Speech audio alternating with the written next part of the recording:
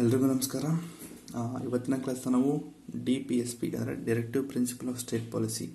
ನಾವು ಈ ಕ್ಲಾಸಲ್ಲಿ ಸ್ವಲ್ಪ ಸ್ಪೆಷಲ್ಲಾಗಿ ಬೇರೆ ರೀತಿಯೇ ಅರ್ಥ ಮಾಡ್ಕೊಳ್ಳೋಣ. ಯಾಕಂದರೆ ನಾನು ತುಂಬ ವಿಡಿಯೋಗಳು ತುಂಬ ಕ್ಲಾಸ್ಗಳನ್ನು ಕೇಳಿದ್ದೀನಿ, ಬಟ್ ಅಲ್ಲಿ ನನಗೆ ಯಾಕೋ DPSP ಎಲ್ಲೋ ಖಾಲಿ ಅನಿಸ್ತಿತ್ತು. ಆಯಿತಾ, ಅಂದರೆ ಹೇಳ್ಕೊಡ್ಬೇಕಾಗಿರೋದನ್ನ ಹೇಳ್ಕೊಡ್ತಾ ಇಲ್ಲ ಅಂತ ಎಲ್ಲೋ ಕಡೆ ಒಂದು ಕಡೆ ಅನ್ನಿಸ್ತು ನನಗೆ. ಬಟ್ ನಾನು ನಿಮಗೆ ಆ ರೀತಿ ಮೋಸ ಮಾಡಲ್ಲ. ಸೊ ಹೇಗೆ ಹೇಳ್ಕೊಡ್ತೀನಿ ಅನ್ನೋದನ್ನ ಈ ವಿಡಿಯೋ ಕಂಪ್ಲೀಟಾಗಿ ನೋಡಿದ್ರೆ ಗೊತ್ತಾಗುತ್ತೆ ನಿಮಗೆ.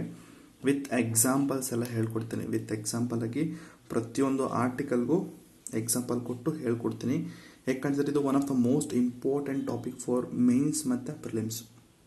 ಯಾಕೆ ಫಸ್ಟ್ ಮೇನ್ಸ್ ಅಂತ ಹೇಳ್ತಾ ಇದ್ದೀನಿ ಅಂದರೆ, ನೀವು ಪ್ರಿಲಿಮ್ಸ್ ಪಾರ್ಟಲ್ಲಿ ಮಾಡ್ಕೊಳ್ತೀರಾ ಸರಿನಾ, ಸುಮ್ಮನೆ ಹಾಗೆ ಕಣ್ಣಾಡ್ಸೋದು ನೀವು ಬರ್ಕೊಳ್ತೀರಾ ಪ್ರಿಲಿಮ್ಸಲ್ಲಿ, ಆಯಿತಾ. ಬಟ್ ಮೇನ್ಸಲ್ಲಿ ಏನು ಬರೀಬೇಕು, ಕರೆಂಟ್ ಅಫೇರ್ಸ್ ಹೇಗೆ ಲಿಂಕ್ ಮಾಡಬೇಕು ಹೇಳ್ತಾ ಇದ್ದೀನಿ. ಇನ್ನೊಂದ್ಸತಿ ಕರೆಂಟ್ ಅಫೇರ್ಸ್ನ ಹೇಗೆ ಲಿಂಕ್ ಮಾಡೋದು ಕೂಡ ಅನ್ನೋದು ಕೂಡ ಹೇಳ್ಕೊಡ್ತೀನಿ ಇಲ್ಲಿ, ಆಯಿತಾ. ಸೊ ಈ ವಿಡಿಯೋನ ಡೀಟೇಲಾಗಿ ನೋಡಿ ಅಂತ ಹೇಳ್ತಾ ಕ್ಲಾಸ್ನ ಶುರು ಮಾಡೋಣ. ಸೊ ಅಕಸ್ಮಾತ್ ನೀವೇನಾದರೂ ಪ್ರಿಲಿಮ್ಸ್ ಗೊತ್ತಾ ಇದ್ದೀನಿ ಸರ್, ನನಗೆ ಪ್ರಿಲಿಮ್ಸ್ ಪಾರ್ಟ್ ಸಾಕು ಸರ್, ಮೇನ್ಸು ನನಗೆ ಗೊತ್ತು, ನಾನು ಬರ್ಕೊಳ್ಳೋದು ನೀವೇನು ಹೇಳ್ಕೊಡೋದು ಬೇಡ ಅಂತಂದರೆ, ಸೊ ನೀವೇನೇನು ಓದಬೇಕು ಅಂತಂದರೆ, ಮೊದಲನೇದು ಈ ಪಾರ್ಟ್, ಆಯಿತಾ, ಇಂಟ್ರೊಡಕ್ಷನ್ ಪಾರ್ಟು. ಸೊ ಇದು ಎಲ್ಲಿಂದ ಬಾರೋ ಮಾಡಲಾಗಿದೆ? ಸೊ ನೋಡಿ, ಐಡಿಯಾನ ಬಾರೋ ಮಾಡಿದ್ದು ಐರಿಷ್ ಕಾನ್ಸ್ಟಿಟ್ಯೂಷನ್ ಆದರೆ ಅದನ್ನು ಕಾಪಿ ಮಾಡಿದ್ದು ಸ್ಪ್ಯಾನಿಷ್ ಕಾನ್ಸ್ಟಿಟ್ಯೂಷನಿಂದ. ಅವೆರಡು ವರ್ಡ್ಸು ತುಂಬ ಇಂಪಾರ್ಟೆಂಟು, ಐಡಿಯಾ, ಕಾನ್ಸೆಪ್ಟ್, ಕಾಪಿಡು, ಆಯಿತಾ. ಸೊ ನೆಕ್ಸ್ಟು ಅಂಬೇಡ್ಕರ್ ಅವರು ಒಂದು ನಾವೆಲ್ ಫೀಚರ್ಸ್ ಅಂತ DPSP ಹೇಳಿದ್ದಾರೆ, ಇದು ತುಂಬ ಇಂಪಾರ್ಟೆಂಟು. ಸೊ ಅದು ಬಿಟ್ಟರೆ ಇನ್ನೇನು ಓದಬೇಕು ಅಂದರೆ ನೀವು ಸೋಷಲಿಸ್ಟ್ ಪ್ರಿನ್ಸಿಪಲ್ಸ್ ಅಂತ ಓದಬೇಕು. ಸೊ ಕ್ಲಾಸಿಫಿಕೇಶನ್ ಇದೆ ಇಲ್ಲಿ. ಸೋಷಲಿಸ್ಟ್ ಪ್ರಿನ್ಸಿಪಲ್ ಅಂದ್ರೇನು, ಗಾಂಧಿಯನ್ ಪ್ರಿನ್ಸಿಪಲ್ ಅಂತಂದ್ರೇನು, ನೆಕ್ಸ್ಟು ಲಿಬರಲ್ ಇಂಟೆಲೆಕ್ಚುವಲ್ ಪ್ರಿನ್ಸಿಪಲ್ಸ್ ಅಂದ್ರೇನು. ಸೊ ಇಷ್ಟು ಓದಿ ನೆಕ್ಸ್ಟು ನ್ಯೂ ಡೈರೆಕ್ಟಿವ್ ಪ್ರಿನ್ಸಿಪಲ್ಸ್ ಅಂದ್ರೇನು ಅಂದರೆ ಒಂದೊಂದು ಅಮೆಂಡ್ಮೆಂಟ್ ಮಾಡಿ ಕೂಡ ಒಂದೊಂದು DPSPನ ಆ್ಯಡ್ ಮಾಡಿರ್ತಾರೆ. ಸೊ ಅದು ಯಾವ್ದಾವುದು ಅಮೆಂಡ್ಮೆಂಟು, ಯಾವ್ದಾವುದು DPSP ಅಂತ ಓದ್ಕೋಬೇಕು. So next difference between fundamental rights and DPSP. ಇಷ್ಟು ಓದಿದ್ರೆ ನೀವು ಪ್ರಿಲಿಮ್ಸ್ ಆರಾಮಾಗಿ ಮಾಡ್ಕೊಳ್ತೀರಾ. ಬಟ್ ಆದರೆ ನಿಮ್ಗೆ ಅರ್ಥ ಮಾಡ್ಕೊಳ್ಳೋದು ಹೇಗೆ ಅಂತ ಗೊತ್ತಾಗಬೇಕಲ್ಲ. ಸೊ ಅದಕ್ಕೆ ಈ ವಿಡಿಯೋ ನೋಡಿ, ಆಯಿತಾ. ಸೊ ಮೊದಲನೇದು ನಿಮ್ಮ DPSP ಯಾಕೆ ಬಂತು ಅಂತಂದರೆ, ಸೊ DPSP ಮೊದಲನೇದು DPSPನ ಯಾಕೆ ತಂದರು, ಯಾಕೆ ಮಾಡಿದ್ರು ಅಂತಂದರೆ, ಸೊ ಅಲ್ಲಿ ಒಂದು ಜಸ್ಟಿಸಬಲ್ ಪಾರ್ಟ್ ಮತ್ತು ನಾನ್ ಜಸ್ಟಿಸಬಲ್ ಪಾರ್ಟ್ ಅಂತ ಇಲ್ಲಿ ಕಾನ್ಸ್ಟಿಟ್ಯೂಯೆಂಟ್ ಅಸೆಂಬ್ಲಿಲಿ ಡಿಸ್ಕಷನ್ ಆಗುತ್ತೆ. ಅಂದರೆ ಒಂದು ಪಾರ್ಟ್ನ ಅಂದರೆ ಫಂಡಮೆಂಟಲ್ ರೈಟ್ಸ್ನ, ಈಗ ಅವರು ರೈಟ್ಸ್ ಅಂತ ತರ್ತಾರೆ. ಈಗ DPSP ಬೇರೆ ಅಲ್ಲ, ಫಂಡಮೆಂಟಲ್ ರೈಟ್ಸ್ ಬೇರೆ ಅಲ್ಲ, ಎರಡೂ ಕೂಡ ಕಂಬೈನ್ ಮಾಡಿ ಒಂದು ತಂದಿರ್ತಾರೆ. ಬಟ್ ಅಲ್ಲಿ ಡಿಸ್ಕಷನ್ ಆಗ್ಬೇಕಾದ್ರೆ ಏನು ಮಾಡ್ತಾರೆ, ಎರಡೂ ಜಸ್ಟಿಸಬಲ್ ಮಾಡೋದು ಬೇಡ, ಒಂದನ್ನು ಜಸ್ಟಿಸಬಲ್ ಮಾಡೋಣ, ಅಂದರೆ that is called fundamental rights ಅಂತ ಒಂದು ಪಾರ್ಟಲ್ಲಿ ಹೇಳೋಣ. ಸೊ ಇನ್ನೊಂದು ಪಾರ್ಟ್ನ ನಾವು ನಾನ್ ಜಸ್ಟಿಸಬಲ್ ಅನ್ನೋದನ್ನ ಹೇಳೋಣ. ಸೊ ನಾನ್ ಜಸ್ಟಿಸಬಲ್ ಪಾರ್ಟ್ಗೆ DPSP ಅಂತ ಹೆಸರು ಹೇಳೋಣ ಅಂದ್ಬಿಟ್ಟೆಲ್ಲ ಡಿಸ್ಕಷನ್ ಆಗುತ್ತೆ. ಸೊ ಅದೆಲ್ಲ ಆಗಿ ಬಂದಿದೆ DPSP. ಸೊ ಇದು ಕೂಡ ನಾನ್ ಜಸ್ಟಿಸಬಲು. ಇದು ವೆಲ್ಫೇರ್ ಆಫ್ ಅ ಸ್ಟೇಟ್ ಅಂದರೆ ಸಮಾಜಕ್ಕೆ ಒಂದು ಅನ್ನೋದು ಹಿತ ರಕ್ಷಣೆ ಅಂತ ಹೇಳ್ಬೋದು, ಸಮಾಜದ ಹಿತರಕ್ಷಣೆಗಾಗಿ ತಂದಂತಹ ಒಂದು ರೈಟ್ಸ್ ಇದು. ಸೊ ಫಂಡಮೆಂಟಲ್ ರೈಟ್ಸ್ ಸರ್ ಅಂದರೆ ಅದು ಇಂಡಿವಿಜುವಲ್ ಹಿತಾಸಕ್ತಿ, ಅಂದರೆ ಒಬ್ಬ ಪರ್ಸನ್ ಇಂಡಿವಿಜುವಲ್ ರೈಟ್ಸ್ನ ಕಾಪಾಡೋದು ಯಾವುದು ಅಂತಂದರೆ ನಮ್ಮ ಫಂಡಮೆಂಟಲ್ ರೈಟ್ಸು. ಸಮಾಜದ ಒಂದು ಹಿತರಕ್ಷಣೆ ಹಿತದೃಷ್ಟಿಯಿಂದ ತಂದಿರೋದು ಯಾವುದು ಅಂತಂದರೆ ನಿಮ್ಮ directive principle of state policy. So next ಇನ್ನೇನು ಹೇಳಬೇಕು ಇದ್ರ ಬಗ್ಗೆ ಇಂಟ್ರೊಡಕ್ಷನು. ನಿಮ್ಮ ಓಕೆ DPSP ಈಗ ನೀವು ಯಾವುದೋ ಒಂದು ಲಾನ ಫಾರ್ಮುಲೇಟ್ ಅಂದರೆ ಹೊಸ ಲಾನ ಮಾಡ್ತಾ ಇದ್ದಾರೆ ಅಂತ ತಿಳ್ಕೊಳ್ಳಿ. ನಾಳೆ ಆರ್ಟಿಕಲ್ 500 ಯಾವುದೋ ಮಾಡ್ತಾ ಇದ್ದಾರೆ, ಆರ್ಟಿಕಲ್ 1000 ಅಂತ ಮಾಡ್ತಾ ಇದ್ದಾರೆ. ಸೊ ಅವರು ಒಂದು ಹೊಸ ಆರ್ಟಿಕಲ್ನ ತಗೊಂಡು ಬರ್ತಾ ಇದ್ದಾರೆ ಅಂತಂದಾಗ ಅವರು ಫಸ್ಟು DPSPನ ನೋಡಬೇಕು. DPSPಯಲ್ಲಿ ಏನೇನು ಮೆನ್ಷನ್ ಆಗಿದೆ ಅದ್ರ ಟಾಪಿಕ್ಸ್ ಮೇಲೆ ಅಂದರೆ ಆ ಥರ ಬರಲ್ಲ. ಸೊ ಈಗ ಅವರು ಈಗ ಕನ್ಸಿಡರ್ ಪಂಚಾಯತ್ ರಾಜ್ ಬಗ್ಗೆ ಒಂದು ಹೊಸ ಲಾ ಮಾಡ್ತಾ ಇದ್ದಾರೆ ಅಂತ ತಿಳ್ಕೊಳ್ಳಿ. ಈಗ ಅದು ಲಾ ಮಾಡಲಿ, ಓಕೆ, ಬಟ್ ಅದು ಯಾವುದೇ ಕಾರಣಕ್ಕೂ ಆರ್ಟಿಕಲ್ 40 ಆರ್ಗನೈಸ್ ವಿಲೇಜ್ ಪಂಚಾಯತ್ ಅಂತ ಏನಿದೆ ಒಂದು ಆರ್ಟಿಕಲು, ಅದಕ್ಕೆ ಧಕ್ಕೆ ಉಂಟು ಮಾಡಬಾರ್ದು. ಅರ್ಥ ಆಗ್ತಿದೆ ಅಂತ ತಿಳ್ಕೊಡ್ತೀನಿ, ಇನ್ನೊಂದ್ಸತಿ ಹೇಳ್ತೀನಿ. ಹೊಸ ಒಂದು ಲಾ ಮಾಡಬೇಕಾದ್ರೆ ಪಾರ್ಲಿಮೆಂಟು ಫಸ್ಟು DPSPನ ನೋಡುತ್ತೆ. ಇದೊಂಥರ DPSP ಅನ್ನೋದು ಒಂಥರ ಲಾ ಬುಕ್ ಇದ್ದಂಗೆ ಅದು, ಆಯಿತಾ. ಅವರು ಲಾ ಮಾಡೋಕ್ಕಿಂತ ಮುಂಚೆ ಈ ಒಂದು ಬುಕ್ನ ಓದಬೇಕು ಅಂದರೆ DPSPನ ಓದ್ಕೋಬೇಕು. ಆ DPSPಲಿ ಏನೇನು ಮೆನ್ಷನ್ ಆಗಿದೆ ಅದಕ್ಕೆ ಧಕ್ಕೆ ಉಂಟು ಆಗಬಾರ್ದು. DPSPಗೆ ಧಕ್ಕೆ ಉಂಟು ಆಗೋ ಥರ ಯಾವ್ದಾದ್ರು ಒಂದು ಲಾ ಮಾಡಿದಾಗ ರಾಷ್ಟ್ರಪತಿಗಳದನ್ನು ತಿರಸ್ಕರಿಸ್ತಾರೆ. ಇಲ್ಲ ಅಂತಂದರೆ ಅದು ಆಕ್ಸೆಪ್ಟ್ ಆದರೂ ಕೂಡ ಸುಪ್ರೀಂ ಕೋರ್ಟ್ ಅದನ್ನು ತಿರಸ್ಕರಿಸುತ್ತೆ, ಆಯಿತಾ. ನೆಕ್ಸ್ಟು ಸರ್ ಫಂಡಮೆಂಟಲ್ ರೈಟ್ಸ್ ಏನು ಸರ್? ಸರ್ ಫಂಡಮೆಂಟಲ್ ರೈಟ್ಸು ಅಂತಂದರೆ ನಿಮ್ಮ ಡಿ ಪಿ ಎಸ್ ಪಿನ ಇಂಪ್ಲಿಮೆಂಟ್ ಮಾಡಬೇಕಾದ್ರೆ ಈ ಫಂಡಮೆಂಟಲ್ ರೈಟ್ಸ್ನ ತಿದ್ದುಪಡಿ ಮಾಡಿನೇ ಹೊಸ ಡಿ ಪಿ ಎಸ್ ಪಿನ ಮಾಡೋದು. ಸೊ ನೋಡಿ, ಎರಡಕ್ಕೂ ಯಾವ ಥರ ಲಿಂಕ್ ಇದೆ ಅಂತಂದರೆ, ಒಂದು ಲಾ ಮಾಡಬೇಕು ಅಂದರೆ ಡಿ ಪಿ ಎಸ್ ಪಿಗೆ ಧಕ್ಕೆ ಉಂಟಾಗಬಾರ್ದು. ಅದೇ ಹೊಸ ಒಂದು ಡಿ ಪಿ ಎಸ್ ಪಿನ ಇಂಪ್ಲಿಮೆಂಟ್ ಮಾಡ್ತಾ ಇದ್ದೀರಾ ಅಂದಾಗ ಈ ಫಂಡಮೆಂಟಲ್ ರೈಟ್ಸ್ಗೆ ಧಕ್ಕೆ ಉಂಟಾಗಬಾರ್ದು. ನೋಡಿ, ಡಿ ಪಿ ಎಸ್ ಪಿ ಮಾಡಬೇಕಾದ್ರೆ ತಿದ್ದುಪಡಿ ಆಗುತ್ತೆ, ಅದಕ್ಕೇನಾದರೂ ಫಂಡಮೆಂಟಲ್ ರೈಟ್ಸ್ಗೆ ಧಕ್ಕೆ ಉಂಟಾಗೋದು. ಹೊಸ ಲಾ ಮಾಡಬೇಕಾದ್ರೆ ಡಿ ಪಿ ಎಸ್ ಪಿಗೆ ಧಕ್ಕೆ ಉಂಟಾಗಬಾರ್ದು. ಹೊಸ ಡಿ ಪಿ ಎಸ್ ಪಿ ಮಾಡಬೇಕಾದ್ರೆ ಈ ಫಂಡಮೆಂಟಲ್ ರೈಟ್ಸ್ಗೆ ಎಫೆಕ್ಟ್ ಆಗಬಾರ್ದು. ಸರಿನಾ? ಓಕೆ, ಇಷ್ಟೇ ಸಾಕು. ಜಾಸ್ತಿ ಇಂಟ್ರೊಡಕ್ಷನ್ ಅಂತ ಓವರ್ ಆಗುತ್ತೆ. ಈಗ ನಾನು ಹೇಳಿದ್ನಲ್ಲ, ಇಷ್ಟು ಹೇಳಿದ್ದೀನಿ. ಆರ್ಟಿಕಲ್ 36ಇಂದ 51ವರೆಗೂ ನಿಮ್ಮ ಒಂದು ಡಿ ಪಿ ಎಸ್ ಪಿ ಇದೆ. ಪಾರ್ಟ್ 4ಅಲ್ಲಿ ನಿಮಗೆ ಕಾನ್ಸ್ಟಿಟ್ಯೂಷನಲ್ಲಿ ಸಿಗುತ್ತೆ ನಿಮಗೆ. ಸೊ ಅದು ಬಿಟ್ಟರೆ ಫೀಚರ್ಸ್ ಅವೆಲ್ಲ ನಾನು ಲ್ಯಾಪ್ಟಾಪ್ ಸ್ಕ್ರೀನಲ್ಲಿ ಹೇಳ್ಕೊಡ್ತೀನಿ. ಸೊ ಅಷ್ಟನ್ನೇ ಓದ್ಕೊಳ್ಳಿ. ಅಕಸ್ಮಾತ್ ನೀವೇನಾದರೂ ನೋಟ್ಸ್ ಮಾಡ್ಕೋತೀನಿ ಅಂದರೆ ಖಂಡಿತ ಮಾಡ್ಕೊಳ್ಳಿ. ಒಂದು A4 ಸೈಜ್ ಶೀಟ್ ತೊಗೊಳ್ಳಿ, ಡಿಸ್ಕ್ರಿಪ್ಷನ್ಲು ಲಿಂಕ್ ಹಾಕಿರ್ತೀನಿ ಅದರದ್ದು, complete D P S P ಅಂತ. ಸೊ ಇನ್ನೊಂದು 2-3 ಪೋಸ್ಟ್ದು ನಾನು ಲಿಂಕ್ ಹಾಕಿರ್ತೀನಿ. ನೀವೇನು ಮಾಡ್ತೀರಾ, ಜಸ್ಟ್ ಕೀವರ್ಡ್ ಮಾತ್ರ ಬರ್ಕೊಳ್ಳಿ, ಆಯಿತಾ? ಕಾನ್ಸೆಪ್ಟ್ ಅರ್ಥ ಮಾಡ್ಕೊಳ್ಳಿ, ಜಸ್ಟ್ ಕೀವರ್ಡ್ ಬರ್ಕೊಳ್ಳಿ, ರಿವಿಷನ್ ಮಾಡ್ಕೊಳ್ಳಿ. ಬಟ್ ನೀವು ಯಾವುದೇ ಕಾರಣಕ್ಕೂ ಈ ಫೀಚರ್ಸ್ಗಳನ್ನ ಓದಬೇಡಿ, ಆಯಿತಾ? ಓದಬೇಡಿ ಅಲ್ಲ, ಓದಲೇಬೇಡಿ ಗುರು, ಆಯಿತಾ? ಸ್ಯಾಂಕ್ಷನ್ಸು ಇವೆಲ್ಲ ಒಂಥರ ನಿಮಗೆ ಹೈ ಲೆವೆಲ್ ಇಂಗ್ಲೀಷ್ಗಳು ಕೊಟ್ಟಿದ್ದಾನೆ, ಆಯಿತಾ? ಬೇಡ ನನಗೆ ಇದು. ನೀವು ಓದ್ತೀನಿ ಅಂದರೆ ಓದ್ಕೊಳ್ಳಿ, ಸರಿನಾ? ಬಟ್ ನನ್ನ ಒಂದು ಕ್ಲಾಸ್ನಲ್ಲಿ ನನ್ನ ಒಂದು ಸ್ಟೂಡೆಂಟ್ಸ್ ಆಗಿದ್ದರೆ ದಯವಿಟ್ಟು ನೋಡಿಬಿಡಿ. ಈಗ ಲ್ಯಾಪ್ಟಾಪ್ ಸ್ಕ್ರೀನ್ ನೋಡೋಣ ಬನ್ನಿ ಏನಿದೆ ಅಂತ. ಓಕೆ, ಇದು complete D P S P polity notes, ಆಯಿತಾ? ತುಂಬ ಲೆಂತಿ ಇದೆ, ಡೀಟೇಲ್ ಆಗಿದೆ. ಸೊ ಡಿಸ್ಕ್ರಿಪ್ಷನ್ ಲಿಂಕ್ ಇರುತ್ತೆ, ಸೊ ನೋಡಿಕೊಂಡು ನೀವು ನೋಟ್ಸ್ ಮಾಡ್ಕೊಳ್ಳಿ. ಸೊ ಮೊದಲನೇದು ಫೀಚರ್ಸು. ಈಗ ನಾನು ಇಂಟ್ರೊಡಕ್ಷನ್ ಬಗ್ಗೆ ಹೇಳಿದ್ದೀನಿ, ಈಗ ಫೀಚರ್ಸ್ ಬಗ್ಗೆ ನೋಡೋಣ. ಸೊ ಇದಕ್ಕಿಂತ ಮುಂಚೆ ಅಕಸ್ಮಾತ್ ನಿಮಗೆ ಅದರ ನೋಟ್ಸ್ ಈ ಒಂದು ಪೋಸ್ಟ್ ಏನಿದೆ ವೆಬ್ಸೈಟ್ಲಿ, ಇದನ್ನು ಎಲ್ಲಾದರೂ ಒಂದು ಕಡೆ ಸೇವ್ ಮಾಡ್ಕೋಬೇಕು ಅಂದರೆ ಇಲ್ಲಿ ಇದೆಲ್ಲ ಕಾಣಿಸ್ತಾ ಇದೆಯಲ್ವ, ಇಲ್ಲಿ ನೋಡಿ, ಇಲ್ಲಿ ಈ ಬಟನ್ ಮೇಲೆ ಕ್ಲಿಕ್ ಮಾಡಿ. ಸೊ ಇಲ್ಲಿ ಒಂದು ಕುಕ್ಕೀಸ್ ಅಂತ ಒಂದು ಪಾಪಪ್ ಓಪನ್ ಆಗುತ್ತೆ, ಅದಕ್ಕೆ ಓಕೆ ಕೊಟ್ಟು ನೀವು ಇಲ್ಲಿ ಕ್ಲಿಕ್ ಮಾಡಿ. ಇಲ್ಲಿ ಕ್ಲಿಕ್ ಮಾಡಿದಾಗ ಇಲ್ಲಿ ಮೇಲ್ಗಡೆ ಕಾಣಿಸ್ತಾ ಇದೆಯಲ್ವ, ಇಲ್ಲಿ ಮೇಲ್ಗಡೆ ನೋಡಿ, ಇಲ್ಲಿ ನೋಡಿ ಕಾಣಿಸ್ತಾ ಇದೆಯಲ್ವ, ಎಲ್ಲ ಇಲ್ಲಿ ಬಂದು ಕೂತ್ಕೊಳ್ಳುತ್ತೆ ಅದು ಆ ಒಂದು ಪೋಸ್ಟು. ನೀವು ಯಾವುದೋ ಒಂದು ಪೋಸ್ಟ್ಗೆ ಬುಕ್ ಮಾರ್ಕ್ ಅಥವಾ ಸೇವ್ ಮಾಡ್ಕೋಬೇಕು ಆಫ್ಲೈನ್ಲಿ ಅಂತಂದಾಗ ಸೊ ಇಲ್ಲಿ ಬಂದು ಸೇವ್ ಮಾಡ್ಕೋಬೋದು. ಬೇಡ ಅಂತಂದಾಗ ಇಲ್ಲಿ ಡಿಲೀಟ್ ಮಾಡಿಬಿಡಿ, ಆಯಿತಾ? ಡಿಲೀಟ್ ಆದರೆ ಕಂಪ್ಲೀಟಾಗಿ ಡಿಲೀಟ್ ಆಗುತ್ತೆ. ಸೊ ಇದು ಬರೀ ನಿಮ್ಮದು ಅಂದರೆ ಪರ್ಸನಲಾಗಿ ನಿಮ್ಮಲ್ಲೇ ಸ್ಟೋರ್ ಆಗುತ್ತೆ, ಅಂದರೆ ನಿಮ್ಮ ಕುಕ್ಕೀಸಲ್ಲೇ ಸ್ಟೋರ್ ಆಗುತ್ತೆ, ಬೇರೆ ಕಡೆ ಎಲ್ಲೂ ಸ್ಟೋರ್ ಆಗೋಲ್ಲ. ಅಕಸ್ಮಾತ್ ಕನ್ನಡ ಬೇಕು ಅಂದರೆ ಕನ್ನಡ ಟ್ರಾನ್ಸ್ಲೇಟ್ ಮಾಡ್ಕೊಳ್ಳಿ. ಇಲ್ಲಿ ಹೋಗಿ ಕನ್ನಡ ಅಂತ ಕೊಟ್ಟರೆ ಇಂಟರ್ನೆಟ್ ಸ್ಪೀಡ್ ಚೆನ್ನಾಗಿತ್ತು ಅಂದರೆ ಬೇಗ ಪಟ್ಟ ಅಂತ ಕನ್ನಡಕ್ಕೆ ಟ್ರಾನ್ಸ್ಲೇಟ್ ಆಗುತ್ತೆ. ನೀವು ಕನ್ನಡದಲ್ಲೂ ನೋಟ್ಸ್ ಮಾಡ್ಕೋಬೋದು. ಇಲ್ಲ ಸರ್ ನನಗೆ ತಮಿಳ್ ಬೇಕು ಅಂದರೆ ತಮಿಳು, ತೆಲುಗು, ಇಂಗ್ಲೀಷ್ ಯಾವ್ದು ಬೇಕು ಮಾಡ್ಕೊಳ್ಳಿ. ಸೊ ಸದ್ಯಕ್ಕೆ ನಾನು ಇಂಗ್ಲೀಷಲ್ಲಿ ಎಕ್ಸ್ಪ್ಲೇನ್ ಮಾಡ್ತೀನಿ. ಡಾರ್ಕ್ ಮೋಡ್ ಬೇಕು ಅಂದರೆ ಡಾರ್ಕ್ ಮೋಡು ಮಾಡ್ಕೊಳ್ಳಿ. ಸೊ ನಾನು ಸದ್ಯಕ್ಕೆ ಲೈಟ್ ಮೋಡಲ್ಲಿ ಎಕ್ಸ್ಪ್ಲೇನ್ ಮಾಡ್ತೀನಿ. ಸೊ ಮೊದಲನೇದು ಫೀಚರ್ಸು. ಈಗ ನಿಮ್ಮ ಪಕ್ಕದಲ್ಲಿ ನಿಮ್ಮ ಒಂದು ಲಕ್ಷ್ಮೀಕಾಂತ್ ಬುಕ್ ಇದ್ದರೆ ಎತ್ಕೊಳ್ಳಿ. ಸೊ ಎರಡಕ್ಕೂ ಕಂಪೇರ್ ಮಾಡಿ, ಸರಿನಾ? ಸೊ ಮೊದಲನೇದು guidelines for the government. The D P S P are suggested for the government to follow while making a laws and policies. ನೋಡಿ, ಗವರ್ನಮೆಂಟ್ ಹೇಳುತ್ತೆ ಡಿ ಪಿ ಎಸ್ ಪಿ ಏನು ಅಂತಂದರೆ, ನೋಡಪ್ಪ ಗವರ್ನಮೆಂಟು, ನೀನು ಲಾ ಮಾಡೋಕ್ಕಿಂತ ಮುಂಚೆ ಫಸ್ಟು ನನ್ನ ಫಾಲೋ ಮಾಡು. ನೀನು ಏನಾರು ಒಂದು ಲಾ ಮಾಡ್ತಾಯಿದ್ದೀನಿ ಅಂದಾಗ ಫಸ್ಟು ನನ್ನ ನೋಡು, ನನ್ನಲ್ಲಿ ಏನೇನಿದೆ ಕಂಪ್ಲೀಟಾಗಿ ನೋಡಿ, ನಂತರ ನನಗೇನಾದರೂ ಅದು ಅಫೆಕ್ಟ್ ಆಗುತ್ತೆ ಅನ್ನೋ ರೀತಿ ಇತ್ತು ಅಂತಂದರೆ ನೀನು ಅದನ್ನು ಲಾ ಮಾಡಬೇಡ. ಇಂಟ್ರೊಡಕ್ಷನ್ ಹೇಳಿದ್ನಲ್ಲ, ಸೇಮ್ ಅದೇ ಪಾಯಿಂಟ್ಸಲ್ಲಿರೋದು. D P S Ps are suggestion for the government to follow while making law. So ಅವ್ರು ಲಾ ಮಾಡೋಕ್ಕಿಂತ ಮುಂಚೆ ಫಸ್ಟು ಡಿ ಪಿ ಎಸ್ ಪಿನ ಫಾಲೋ ಮಾಡಬೇಕು. So they guide the central and okay ಎಲ್ಲ ಥರದ್ದು ಗೈಡ್ ಮಾಡುತ್ತೆ ಈ ಒಂದು 3 ಗವರ್ನಮೆಂಟ್ಸ್ಗೂ. ಸೊ ನಮ್ಗೆ ಬೇಡ. ಸೊ ನೆಕ್ಸ್ಟ್ ಇದ್ರ ಜೊತೆಗೆ ಏನು ಆ್ಯಡ್ ಮಾಡಬೇಕು ನೀವು ಮೈನ್ಸಲ್ಲಿ ಅಂತಂದರೆ ಆರ್ಟಿಕಲ್ 12 ಮತ್ತು ಆರ್ಟಿಕಲ್ 36. ಸೊ ಎರಡೂ ಕೂಡ ಟರ್ಮ್ಸು ಸ್ಟೇಟ್ ಬಗ್ಗೆ ಕೊಟ್ಟಿದೆ, ಹಂಗೆ ಹಿಂಗೆ ಅಂತ ಏನಾರು ಒಂದು ಬರೀರಿ. ಸೊ ತಲೆ ಕೆಡ್ಸ್ಕೊಬೇಡಿ. ಅಕಸ್ಮಾತ್ ನಿಮ್ಗೆ ಗೊತ್ತಾಗಲಿಲ್ಲ ಅಂತಂದರೂ ನಾನು ಅಪ್ಕಮಿಂಗ್ ಕ್ಲಾಸಲ್ಲಿ ಹೇಗೆ ಆನ್ಸರ್ ರೈಟಿಂಗ್ಸ್ ಅಂತ ಹೇಳ್ಕೊಡ್ತೀನಿ. ಜಸ್ಟ್ ಈಗ ಫೀಚರ್ಸ್ ನೋಡೋಣ ಬನ್ನಿ, ಆಯಿತಾ? So next inspired by British rule. So ಇಲ್ಲಿ ನಮ್ಮ B.R. ಅಂಬೇಡ್ಕರ್ ಅವರು ಏನು ಹೇಳಿದ್ದಾರೆ ಅಂತಂದರೆ, ಈ ಒಂದು ಡಿ ಪಿ ಎಸ್ ಪಿ ಏನಿದೆ it is called instrument of instruction ಅಂತ ಹೇಳಿದ್ದಾರೆ.